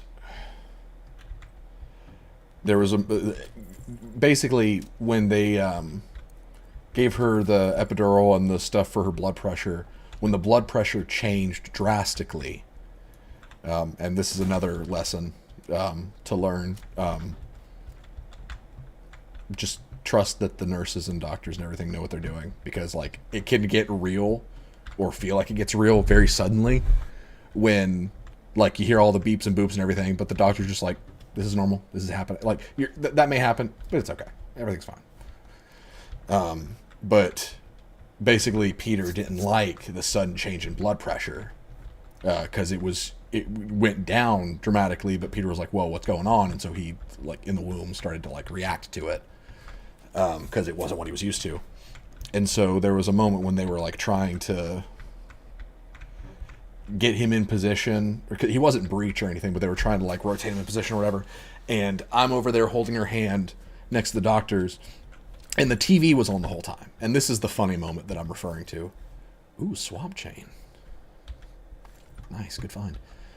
But the TV was on, and I had my rotation figured out of channels. It was like Nick at Night for certain hours, then TBS for other sitcom, like just easy watching TV to kind of help keep her mind off of things. But at this point in time, Two Broke Girls was on. with Kat Dennings and the other girl and so I'm holding her hand and trying to comfort her, and she just looks uncomfortable, and she looks up, and in the moment, and this is one of those hindsight things that was just really funny to me, in the moment I thought she was looking at the TV, and so she goes and looks like winces in pain, and I look and I see Kat Dennings on the TV, and so in my frantic state my brain connected that she was groaning because Kat Dennings was on the TV. And so for like a split second, I almost went, someone get Kat Dennings off the TV right now. It was just a hectic moment. That's amazing. But it's just one of those things where like, and I feel like a lot of dads can relate to this, but just feeling powerless. Like there's nothing you can do except for just be there for her and comfort her and remind her that it's a natural process. Her body's just doing what it needs to do and all that jazz. But like, it's been this whole pregnancy. Yeah, like, but there are times where you just feel like there's nothing I can do. What can I do to help? Especially like for me, you know me, I like to fix things. I like to try to help people with their problems, and so seeing her uncomfortable was tough. But Bruh, I'm saying. Yeah. Oh my god. So you may have a moment where you see someone's on the TV and just be like, someone get him off the TV right now. Call TBS.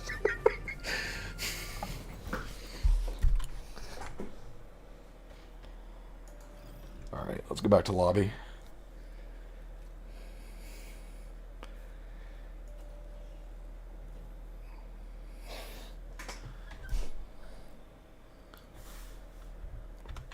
The only part for me, and if you're just like, Steven, stop talking about that, I don't want to hear about this, just tell me.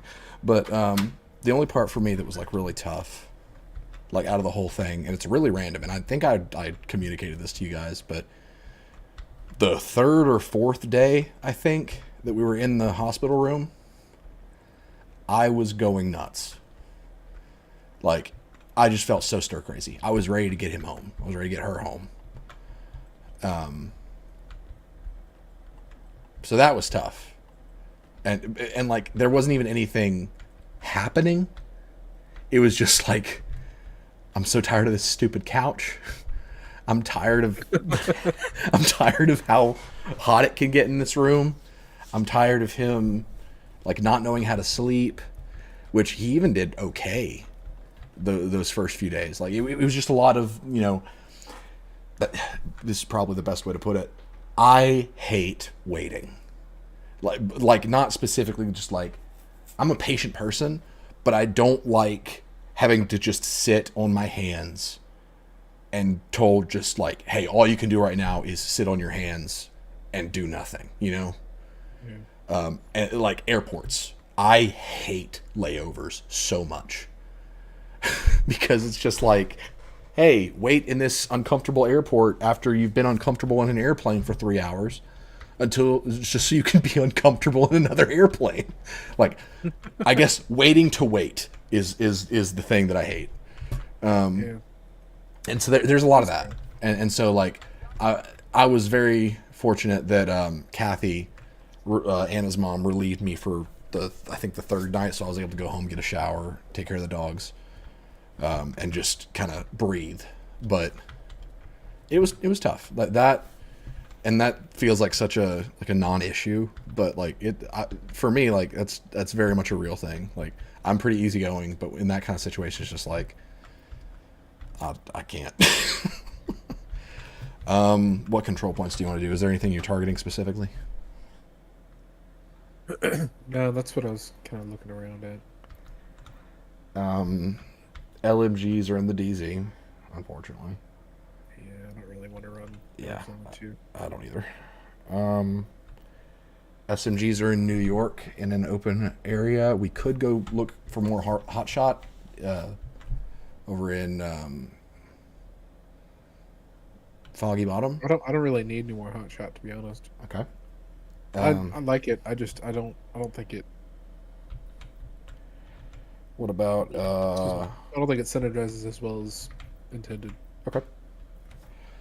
I mean, we can go run SMG Okay. Yeah, let's go to New York then. until you find a UMP. I'm good with that. They are in. So out of all 3 of those floors, I got 10 SMGs. Mm-hmm. 2 of which were the named that I gave you. Yep. The rest were absolute garbage. Their rolls were less than half. Yep. Well, there was one really high one, and then the other 2 were like a quarter. Yep. Take us to New York. 2 bridges. That's SMGs.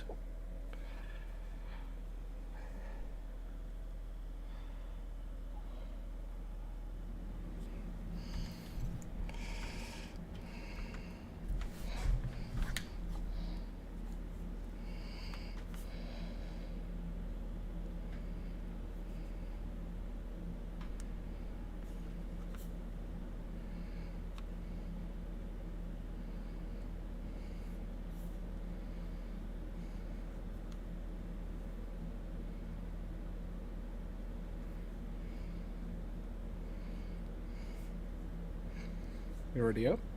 Oh, sorry. I was looking at my phone. I think you may have missed it. I did. Safe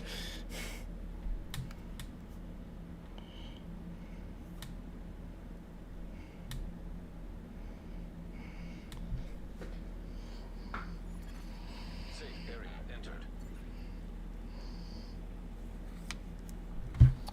You got the fold, right? Yeah, Fold 4. The fold 4. Mm-hmm. Do you like it? I do. Do you find yourself like being very, very careful with it? Like you don't want to drop it? I was for a while. But I feel like I don't do that anymore. Let's go to Brooklyn Bridge first. I feel like I don't do that as much anymore, and I feel like,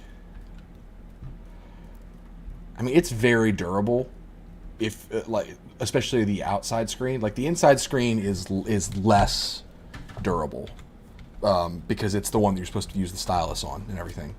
So it's like if I was to drop the fold while it was unfolded, that would concern me. But if I dropped it when it was closed, that thing is a freaking brick. So I'm not really concerned with it. I feel like they've caught up at this point with the design of cases for the Samsung Fold. That you can get some really nice cases that'll just make that a complete non-issue. I don't have one of those. I've got one that came straight from Samsung because I got it for free. But I was also just kind of waiting for case designs to catch up, and I just never got one. But I've been tempted to pick one up. But I think that, like, if I had the right case, I would not be concerned about that thing at all. It may seem at first glance like it is not the most durable, but it really is very, very durable. Do you have one, or are you looking to get one? I can't remember what phone you have. I know you had the Note for a while, right? I still have the Note. Okay. Yeah. So the Note 20 that's- Ultra, is that the one you have? Yeah. Yeah, that's the one that I have. So I switched over to the Fold 3 because I have a rule when it comes to tech, especially. I don't opt in to new models until it gets to V3. Just because I feel like that's about the time when it starts to hit a stride. Right. But I think I opted in one version too early because pretty much everybody was saying that the Note 20 Ultra was still a better phone. I never checked with the Fold 4, but the Fold 4, to me, felt like a significant upgrade, especially with the camera. And that's what's mainly important to me, is the ability to multitask and the camera. I don't really use the stylus on my Fold, but I never really used the stylus on the Note either, even though, like, I wanted to. I just had trouble with it because any case that was worth its weight made the stylus really difficult to get to on the Note 20 Ultra. Because it would, like, cover that up, and so I could only get it out with my, like, pinky finger if I really tried. with the Fold, one of the things I like is that cases for it, one, the stylus is way bigger, and two, it'll like latch onto the back or something. Like I've seen a lot of designs where the stylus will go into its own case that's magnetized to the spine of the phone. So it's like really accessible. But again, the stylus is not as good. And maybe I just haven't gotten, maybe they came out with a more expensive stylus that I just don't have. But the stylus for the Fold is not the stylus for the 20 Ultra, which is very intuitive. Like being able to use it as a remote control for your camera, stuff like that. I don't think you can do that with the Fold. Or at least I can't with my version of the stylus.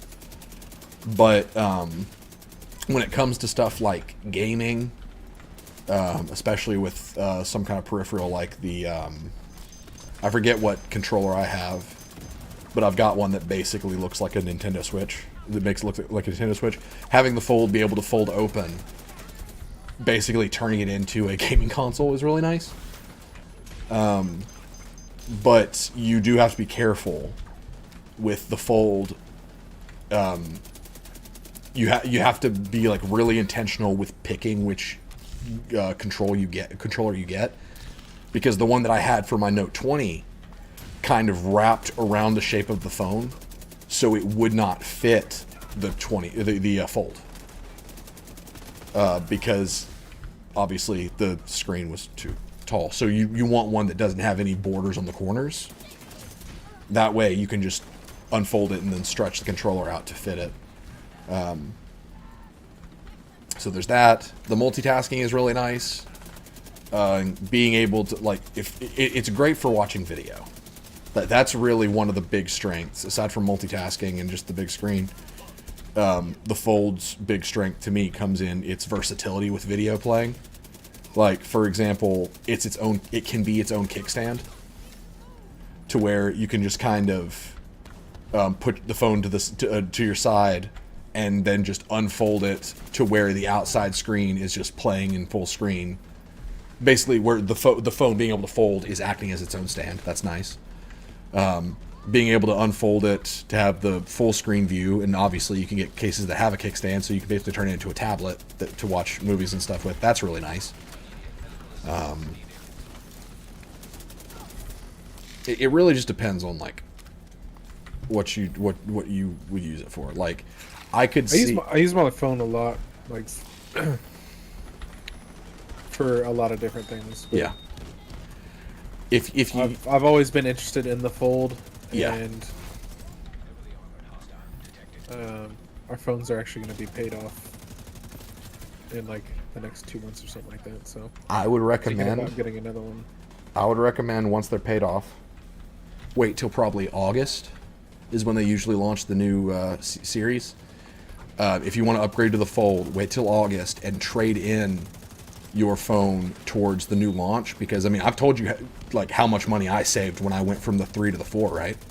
Yeah. I think, what was it, $1,300 that I saved, and I only spent $700 just because I traded in a phone. So like it. Oh, they got a rogue agent. Apparently. Probably been named. Oh yeah.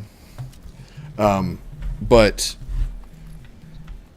one of the things that I really like about Samsung and staying in that space is they really incentivize you to with upgrades. Like the Note 20 Ultra, I'm pretty sure was still worth $1,000 trade-in when the Fold 4 came out, which is what I got for the Fold 3. So with Samsung, it's really easy to stay up to date. It's just expensive once. That was my experience when I bought the Note 20 Ultra. I didn't buy it under contract. I just bought it straight up. And it was expensive, but I've upgraded twice since then. And both times I saved $1,000 minimum. And they also give you a lot of promotions, like giving you free Spotify, free YouTube Premium, stuff like that. And like I was able to get the Galaxy Buds Pro Series 2, I think, whichever one the most recent one was. I was able to get those, the new Galaxy Watch, and the Fold 4. And all I traded in was my old watch and my Note 20 Ultra, or no, my Fold 3. And I spent $700, saved $1,300. So I would recommend, especially if you pay them off in 2 months, and 4 months from then is when they'll come out with the new series. If you're gonna upgrade, I would wait for that to upgrade, because the savings in my eyes are worth it, especially since the phone you have is still considered one of the top of the line phones. I'd probably wait until like Black Friday. Okay, yeah. How I've never even considered that. What kind of phone deals can you get on Black Friday for like recent stuff? Well, the last time Verizon actually stopped doing business with Target, but when they did do business, we would go up there every year actually and get a new phone, because they would give you a gift card for I think it was like $600 or $700. That's nice. Was that with contract towards carrier, or was that just... Yeah. I mean, we already had contracts with them, but it was just trading in our old phones and Gotcha. getting new phones. Yeah. And then you'd get a Target gift card for $700, and then you get a big discount on your on the bill too. That's nice. Immediate medical assistance needed.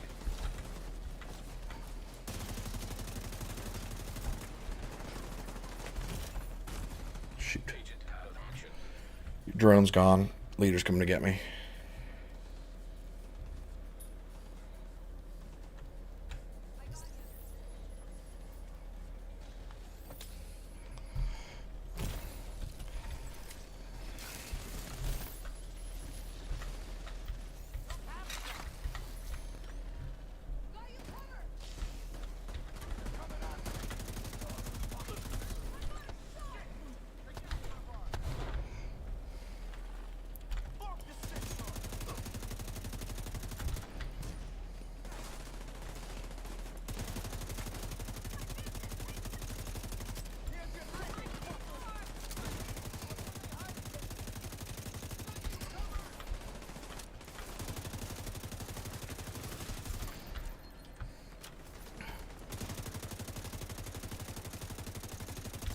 Oh, and remember, even though it is stupid, if there's any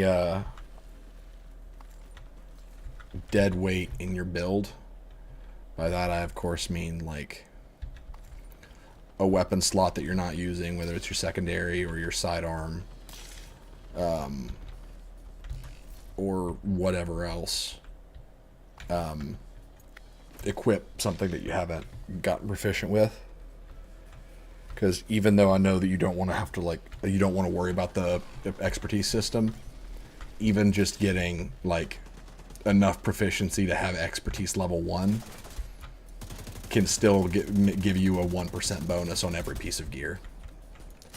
So like for me, just running right now I'm not even running Dr. Home, I'm just running Mechanical Animal, a Desceros revolver, because I don't use my pistol in this build, and a UMP that I found, even though I'm not using it actively, just because I have it equipped, I'm getting proficiency with it. So once I become proficient with them, I can just, like with the Desceros, I'll just equip another pistol that I will never use. And for every 100 levels of proficiency, you can get 10 levels per piece of gear or named. So, for example, the SIG has proficiency separate from the Mechanical Animal, much like New Reliable, the RPK would be independent from the RPK that it is the named of. Yeah. So every 100 of those levels, so every 10 items you become proficient with, that's a 1% bonus you can get on proficient gear. So it can add up. Doesn't make the system any less stupid, but it is what it is. Do I think it's worth, like, bending a build for? No, not at all. But, like, for me, a lot of my builds just don't use the pistol. Some of them heavily use the card custom, but for the builds that don't use the pistol, I'll just use that to carry my proficiency up. And not having to actually use the item makes that bearable. It just has to be equipped.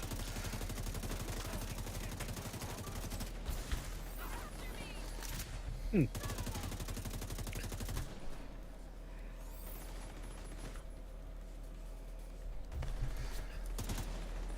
it really matters more for armor than it does for weapons, I feel like. Because, like, if you become proficient with a gear set,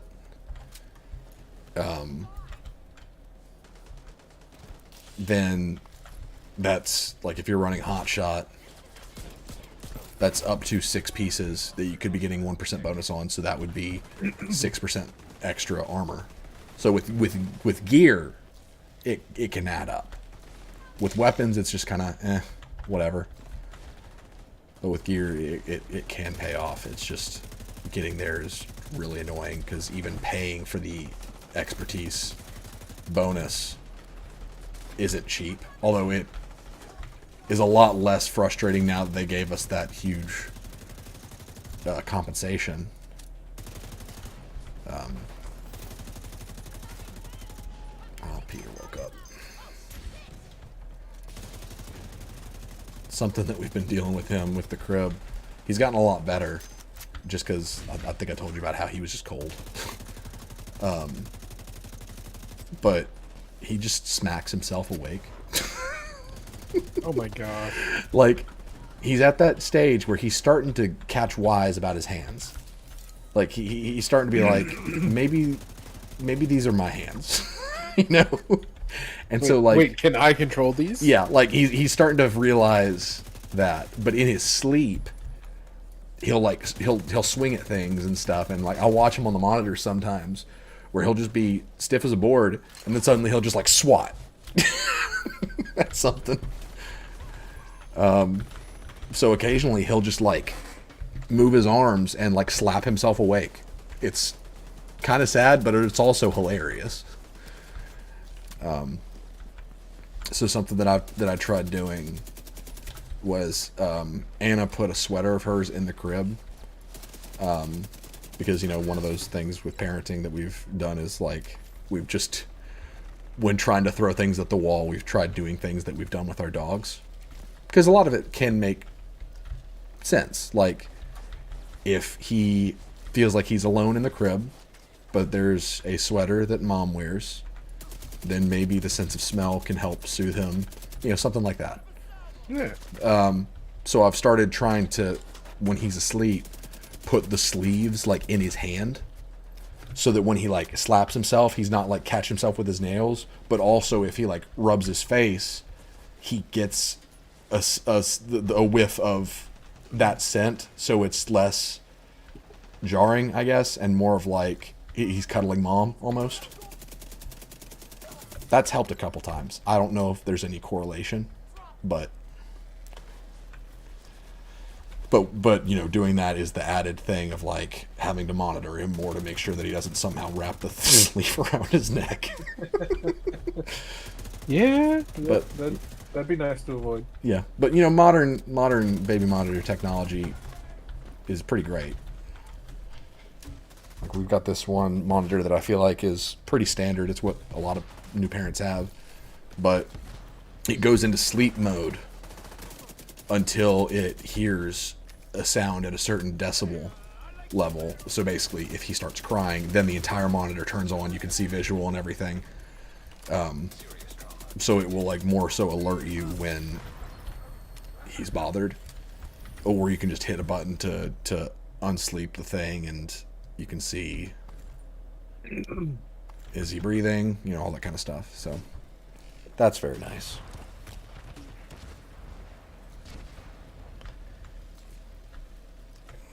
Yeah, we need to get a few things set up still. Yeah. And I mean, you've heard me say like, don't feel like. Oh, I know. Yeah. No, Yeah. we have a whole like corner of the bedroom. Yeah, he's still in the for bedroom Andrew. for us. We're not even. We haven't worked on the nursery yet, and Andrew and his family are coming to visit next month, and they're probably going to stay with us. So my thought is, I'm not even worried about that nursery till that visit happens, because one of those rooms they're going to use is going to be the nursery. So like, I'm just in that mindset of we'll cross that bridge when we come to it. Get him to sleep as effectively as he can in that crib where he's comfortable with it, and then we'll move into another room when he's ready. And there's a lot of stuff that, for us at least, and you're going to hear me use the phrasing of like what we did, but whenever I use that statement, I try to avoid the whole idea like, oh, this was so perfect for us, like we never had to deal with this, because that's the kind of shit that drives us crazy. That has us playing the comparison game of I don't want you to ever hear me say like, oh No, yeah, you're good. it's just like, so if I'm ever saying that, like I want it to be more of like a, hey, we struggled with this, or hey, we didn't do this, so don't feel bad if you don't. We don't even know what the nursery is going to be yet. I think we've got some theme ideas, but you know, things happen when they need to happen. Supply room's open. Yeah, we're still getting attacked. Is there something happening here, or is it just it's just an engagement? Interesting. Yeah.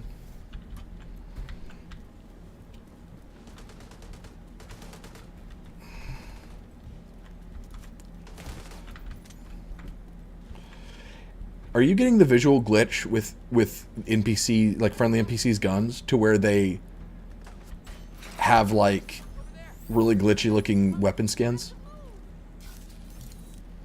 You seeing that? What the fuck? Yeah, that's been like that for like a month, ever since we started playing on PC. I have never noticed that. It's not everyone, but it's Weird. like it's a lot of them. And at first, when I saw that, I was like, "That's a funky weapon skin." But then I realized it's like an error. Yeah.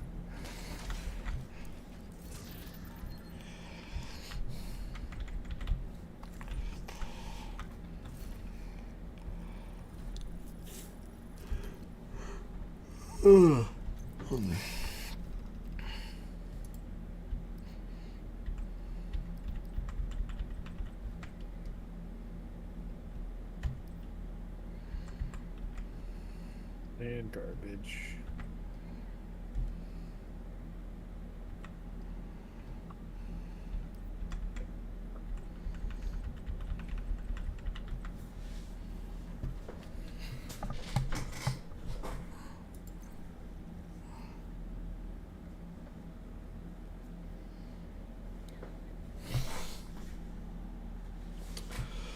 I think I can do one more control point, and then I'm probably gonna call it, because I still have to head to the church and get batteries charged. You good with that? Honestly, if you want to, you can just end it here. I mean, if you're ready to call it, that's fine. I don't mind either way. I'm A in. couple of SMGs. Okay. Friendly supply convoy. Let's do like if it's all the same. Yeah, to let's you, do one more. Let's do That's one fine. more. Yeah, Absolutely. Cool. I'm good. Yep. I was just saying more of a convenience for you. Like if you need to go now. Nah, I'm in no rush. I was expecting to not finish tonight's stream till at least 11. Okay. So like, I normally Well, head to one the- more should be good. Yeah. I know, like whenever I have to do batteries, I normally head there, like as late as 12 o'clock. Because literally all I have to do is like I have to go up there, make sure all the mics don't have batteries in them, and then I put the batteries on the charger and then I leave. I take Flynn with me. It's that quick. Nice. And he's always such a good boy. All right. That's gonna be a bit of a walk. So let's go ahead and get started.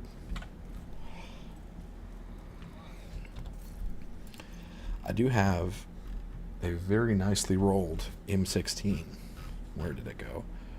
But again, it's an M16. So, Yeah. yeah. But you know what? Never got into them. I'm going to try it out. You go ahead and run to that control point. I'm just going to re-roll the rifle damage on this thing, and I'm just going to see what it can do. It's got Reformation on it. It's got max crit chance. That's pretty good. That's what you want on a rifle. But again, it's an M16.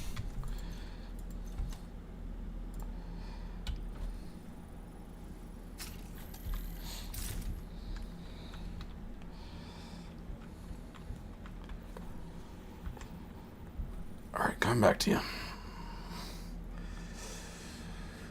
Oh, man. What? I actually hadn't gone anywhere yet. Oh, cool. I gotta mod this thing anyway. I'm gonna change.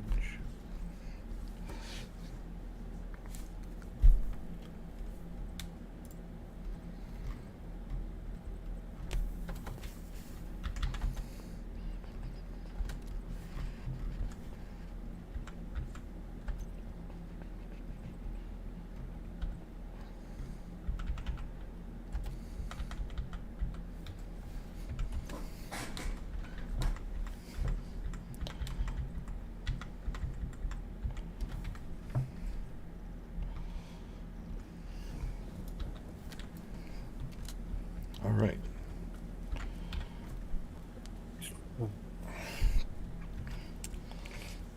Another episode of that podcast we were listening to, the first one that we listened to, was Conan O'Brien. And I love Conan so much. He is one of the funniest people on the planet. He was talking about how back in the SNL days when Will Ferrell was on there, they like met on an air. I don't think it's when they initially met, but they had a flight together, and they didn't know that, and so they sat next to each other, and like Will Ferrell pulled out a book and was reading it, and Conan was like, books. I love books. And he was like doing this character that was acting like he was like really into books, but the bit was that he didn't know how to read. And so he would just like talk a big game about how much he loved books. And like at one point he pulled out his own book but had it upside down. And Will would be like, "Hey, if you like books, try flipping that thing over." Like they both understood the unspoken assignment and were just playing these two stupid characters with each other. Jesus.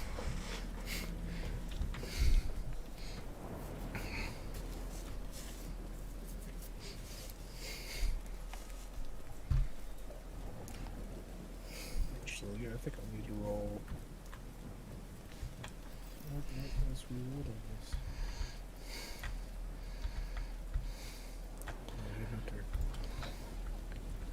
What's the chess piece that's perfect headhunter? Gosh, what is that one called? I think I gave you one, didn't I? Or was that Perfect Focus? Perfect focus. That was a pristine example. That's right. Is Headhunter not a... I'm thinking First Blood, aren't I? For like a gun talent. Yeah. Okay. I'm not sure. Also, holy crap, the M16 is so bad. Yeah. Shoot it. It does no damage. She's a rough lady.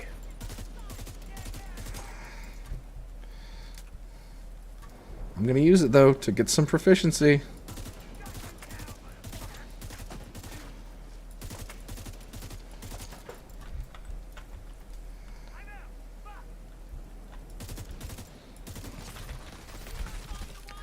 Like, I'm crit. I don't think that was a crit headshot, but I know it was at least a crit for 400,000. That's not. when I'm able to do that with an AR, that's bad. Because the fire rate for this thing is just horrendous. Like, if it was able to do what you would expect a 3-round burst rifle to do, which is hit in short sequence 3 shots that are equal to what like 3 shots from a rifle would be, then that would be good. But damn, it's just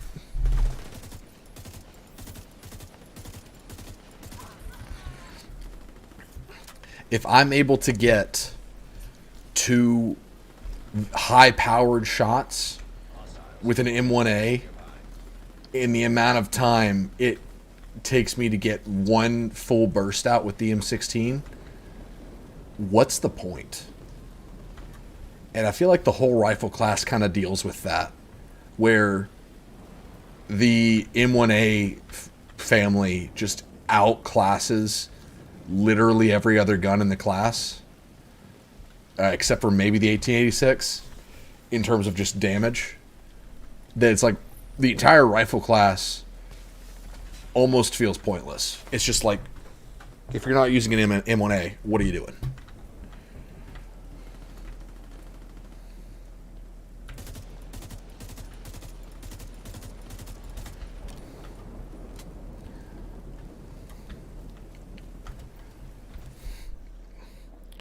And maybe part of that is the stability. Sure, let's put some stability on this thing. There we go. Let's see what Chain that killer. Yes, that's right.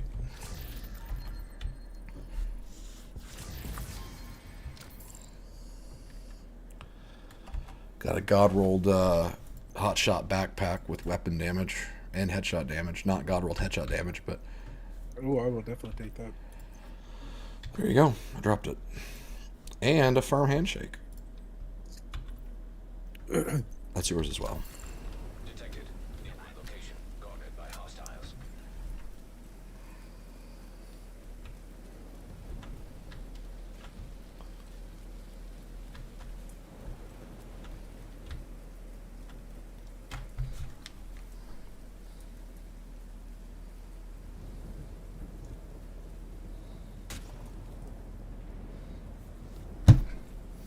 All right.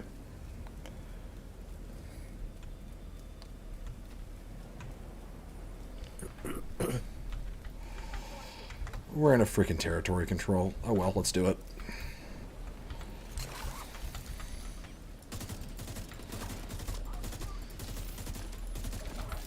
Oh shit, they're up top too. Yep.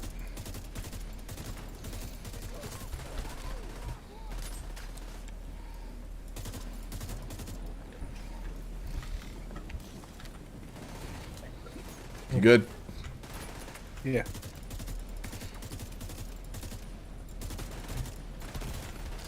Immediate medical assistance needed.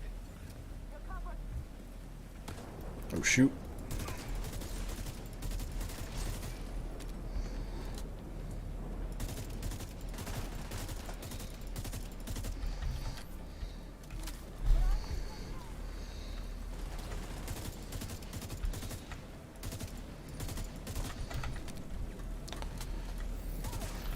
Hostiles. Guarding location nearby. Incoming hostiles detected.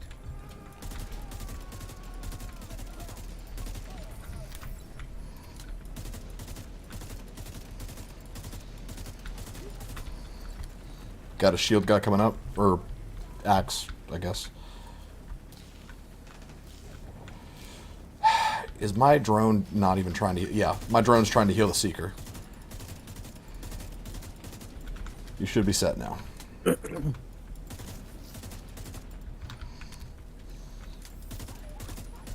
Yep. What? I'm actually getting healed now. Coming up Why the town. fuck do I have a reviver? What the heck? Was that not equipped? I don't remember equipping it, no. Huh. I did swap builds though, I'm wondering if I May have just Accidentally overrode one. yeah.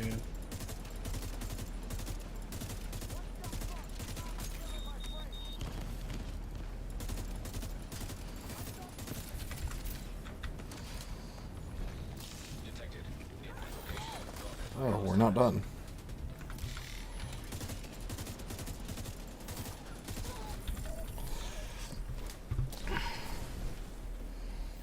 Now we're done. Yep.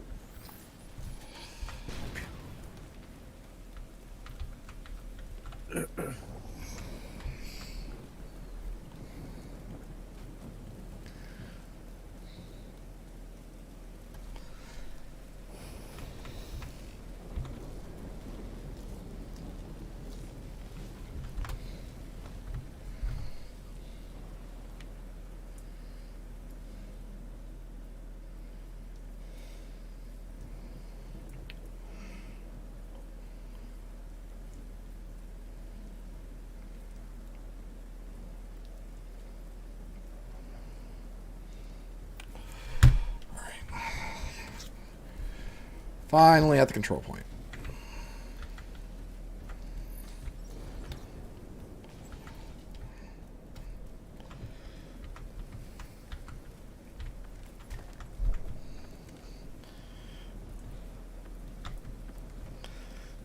This is one of the New York control points that I never really did. Like, obviously I've done Yeah. it before, but I can't say I did it very often. it's going to be a dream for you. Yeah. Because specifically, I'm looking to your left once you hit this intersection. If you can get up there on that fire escape, whew. See what I'm saying? Oh, hold on. And I'll run interception on ground level for you.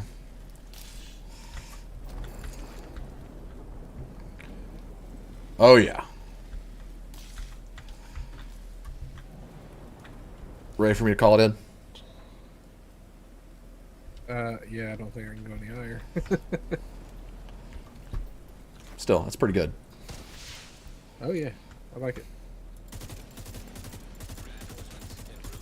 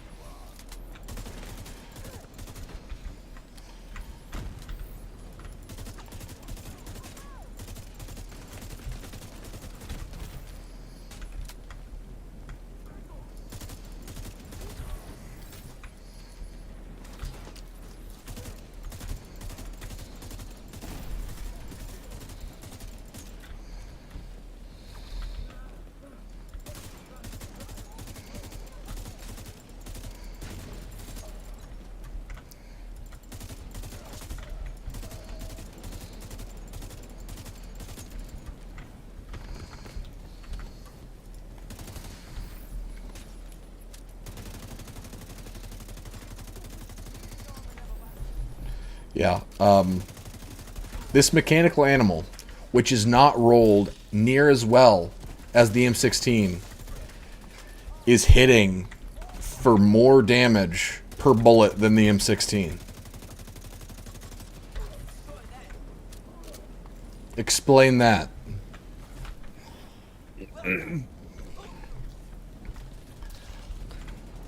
I can't.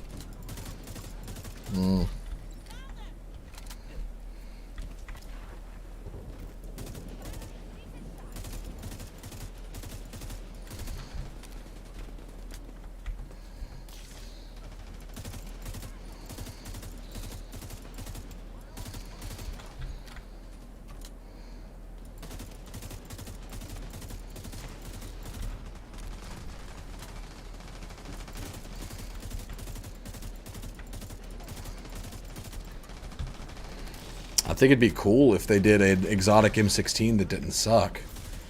Like, the idea of a burst fire weapon in this game is appealing to me.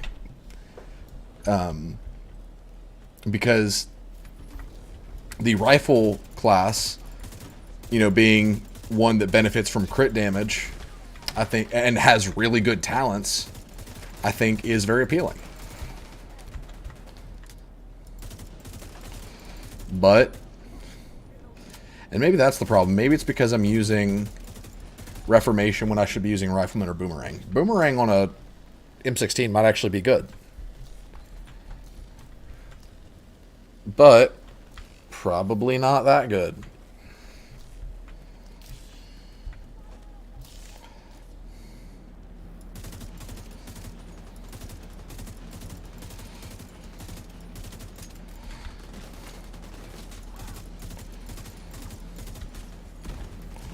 I got him.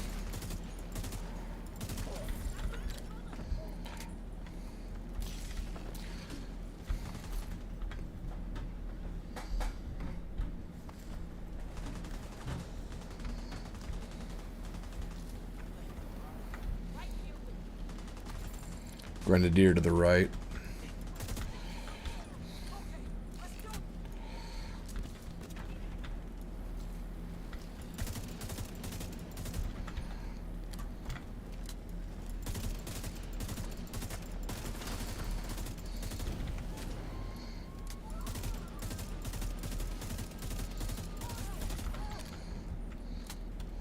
We're about to lose the drone. I'm gonna reset it.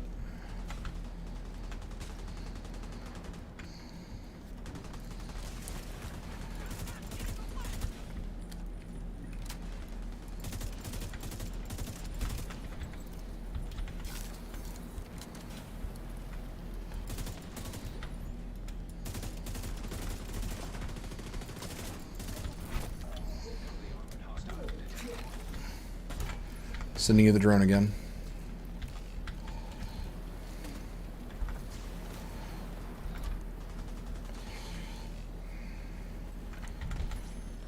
Okay, maybe I'm not, because the drone is too stupid to get to you. Come on, go buddy. There he goes. I'm going to get the leader. You can let me know if anything's sneaking up on me.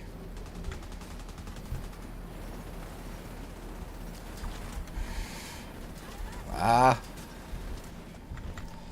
Okay, yeah, the drone's still too stupid. I'm just gonna keep the drone on me until you come down here.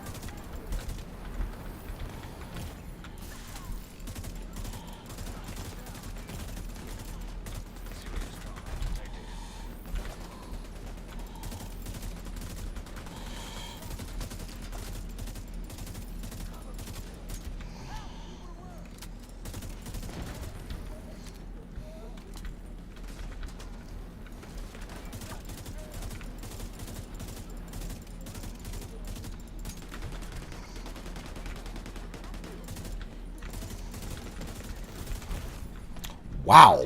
Okay. Is the leader dead? No. I cannot see them. I don't. Yeah, he's over there fighting the boss.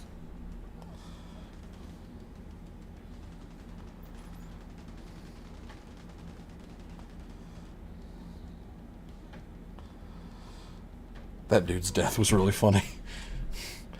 He tried to like lift a leg over the fence and died and went limp with the leg up, and so he just kind of fell. I don't suppose you can throw that reviver at me, can you? If you even got it. Oh, leader's on the way. Leader's on the way.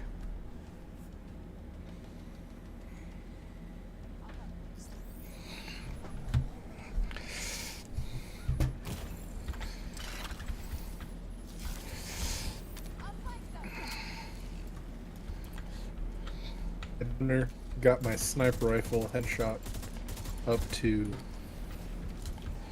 12.5 million. Which build is this? Texas Tough Boy. Okay. I'm probably going to change to a different chest piece. Yeah. I don't feel like that's really beneficial to the pistol build. Yeah. Look for a chest piece with Gunslinger.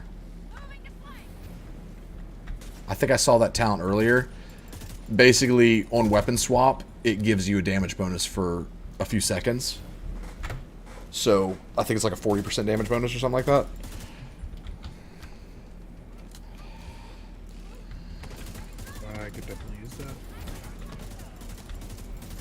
Yep, the whole point is to just deal as much damage as possible with the pistol. And especially with using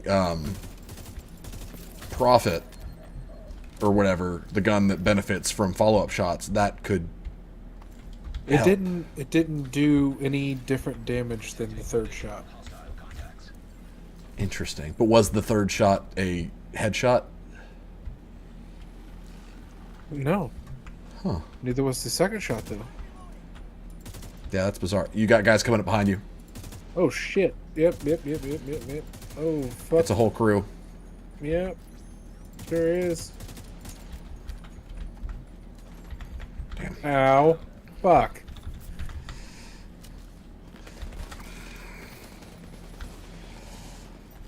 Leader and I are coming to get you.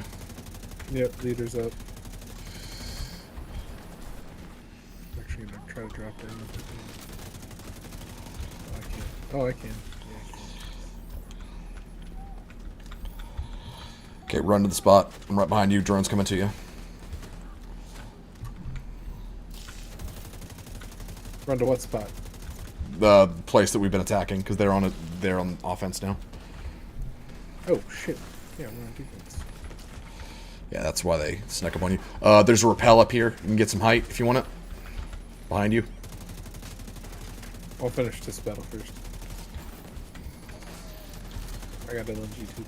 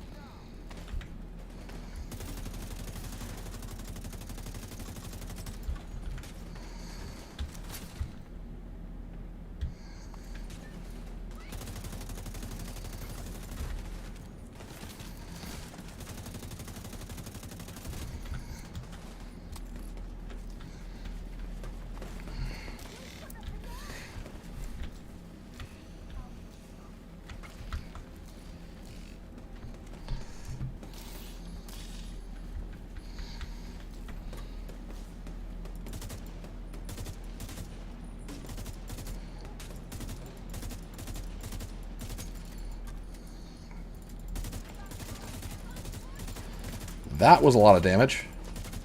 Yeah. My headhunter was procced. Up to your left. I don't have a shot. You got him? Oh yeah, I got him. I'm gonna shoot his shield and kill him. Is that with the pistol? Yeah, I love that. I missed. Oh, shoot. But it's the first one that lands, right? So you can shoot him again. Nope. Oh. It's the first bullet. That's Got him. what's worded. Barely had an angle on The him. first bullet. So I missed that. If I miss that first bullet, I get no damage, That sucks. and I've got to wait for it to cool down.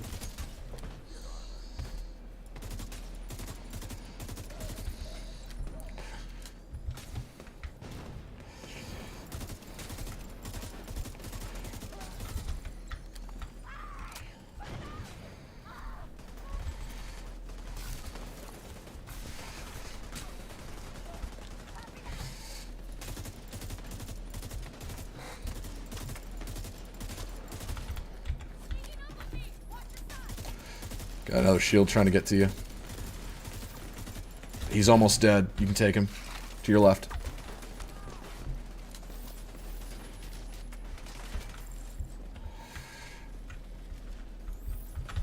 Drone is hopefully coming to you. Yep, drone's on you.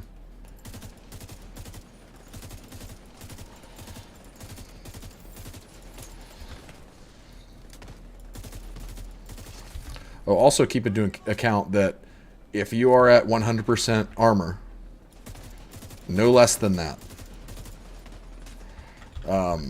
you're dealing 25% extra damage total. Because I'm running future initiative. So, whenever you're testing damage, like with Profit, with the follow-up shots and stuff, make sure that that is into consideration.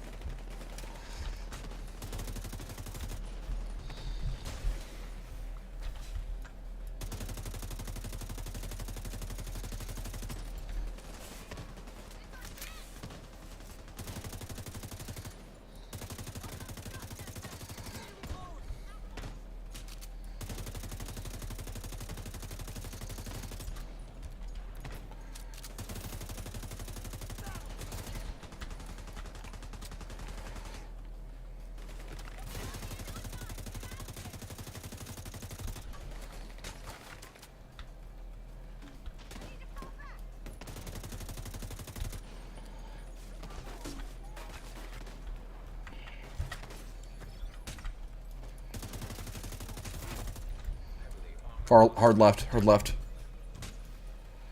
That's where leader is.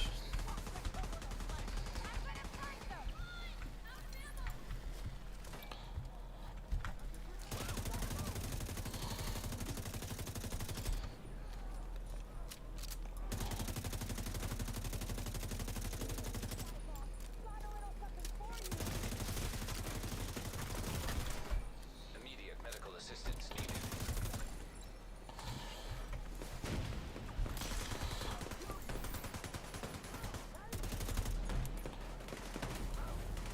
Drone is healing you, right? Yeah. Okay, it looks so confused. I'm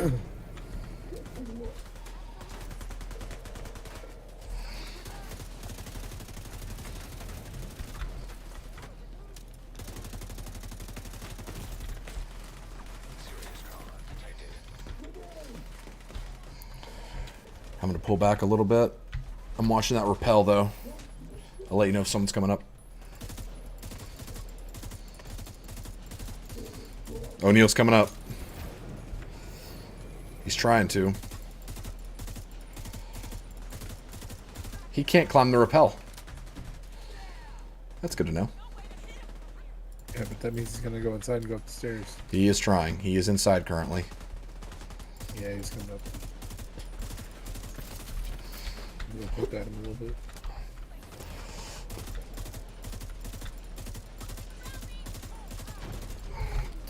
These guys back turned to me, so I'm taking out some weak points.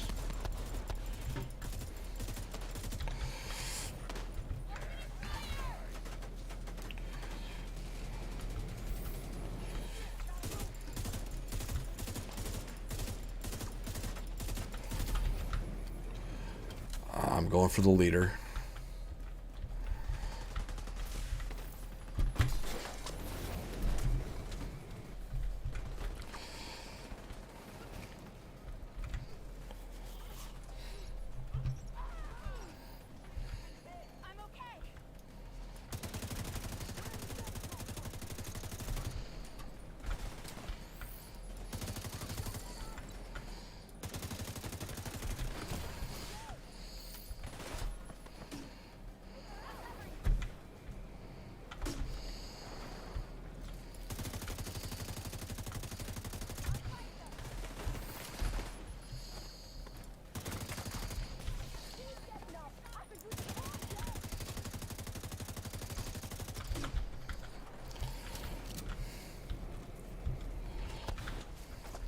Dang, he's still alive?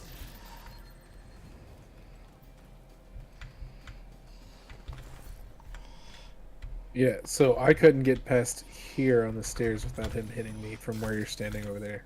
That's stupid. Yeah. So yeah, he's still alive. We got him now. Yeah.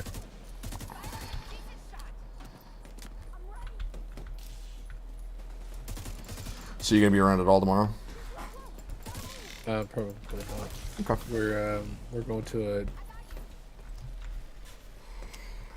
a vintage baby auction or something like that. Oh, interesting. Didn't realize that vintage babies existed. That's kind of... Pause for laughter.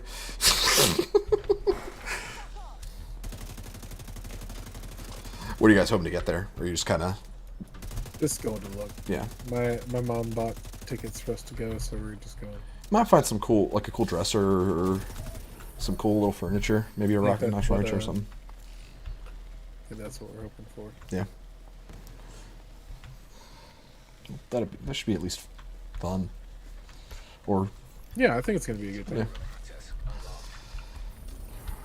No rogues. Open to the supply room. And as soon as I loot the supply room, We're I'm getting attacked. by...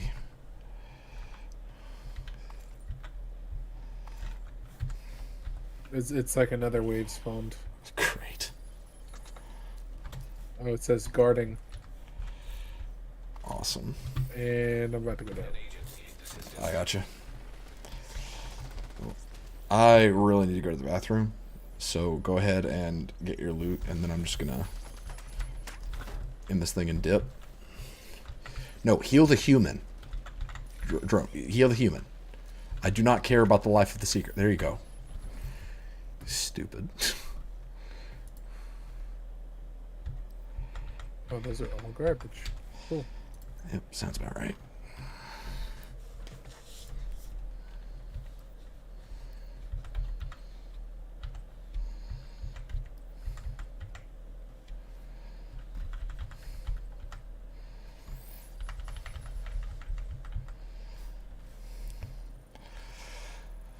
All right.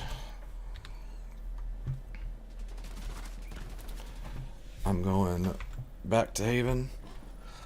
Oh, man. My freaking hip. I'm an old man. But You know what? Your mouth. I'm going to call it here. Youngin. Let me know next time you're free. I'd love to play some more. I don't know what we're doing on Monday, but we're doing something, hopefully. So, thanks for watching, I'll try to everybody. join Monday. Yeah, please do. Thanks for watching. We will see you guys on Monday. Bye. Have a good weekend.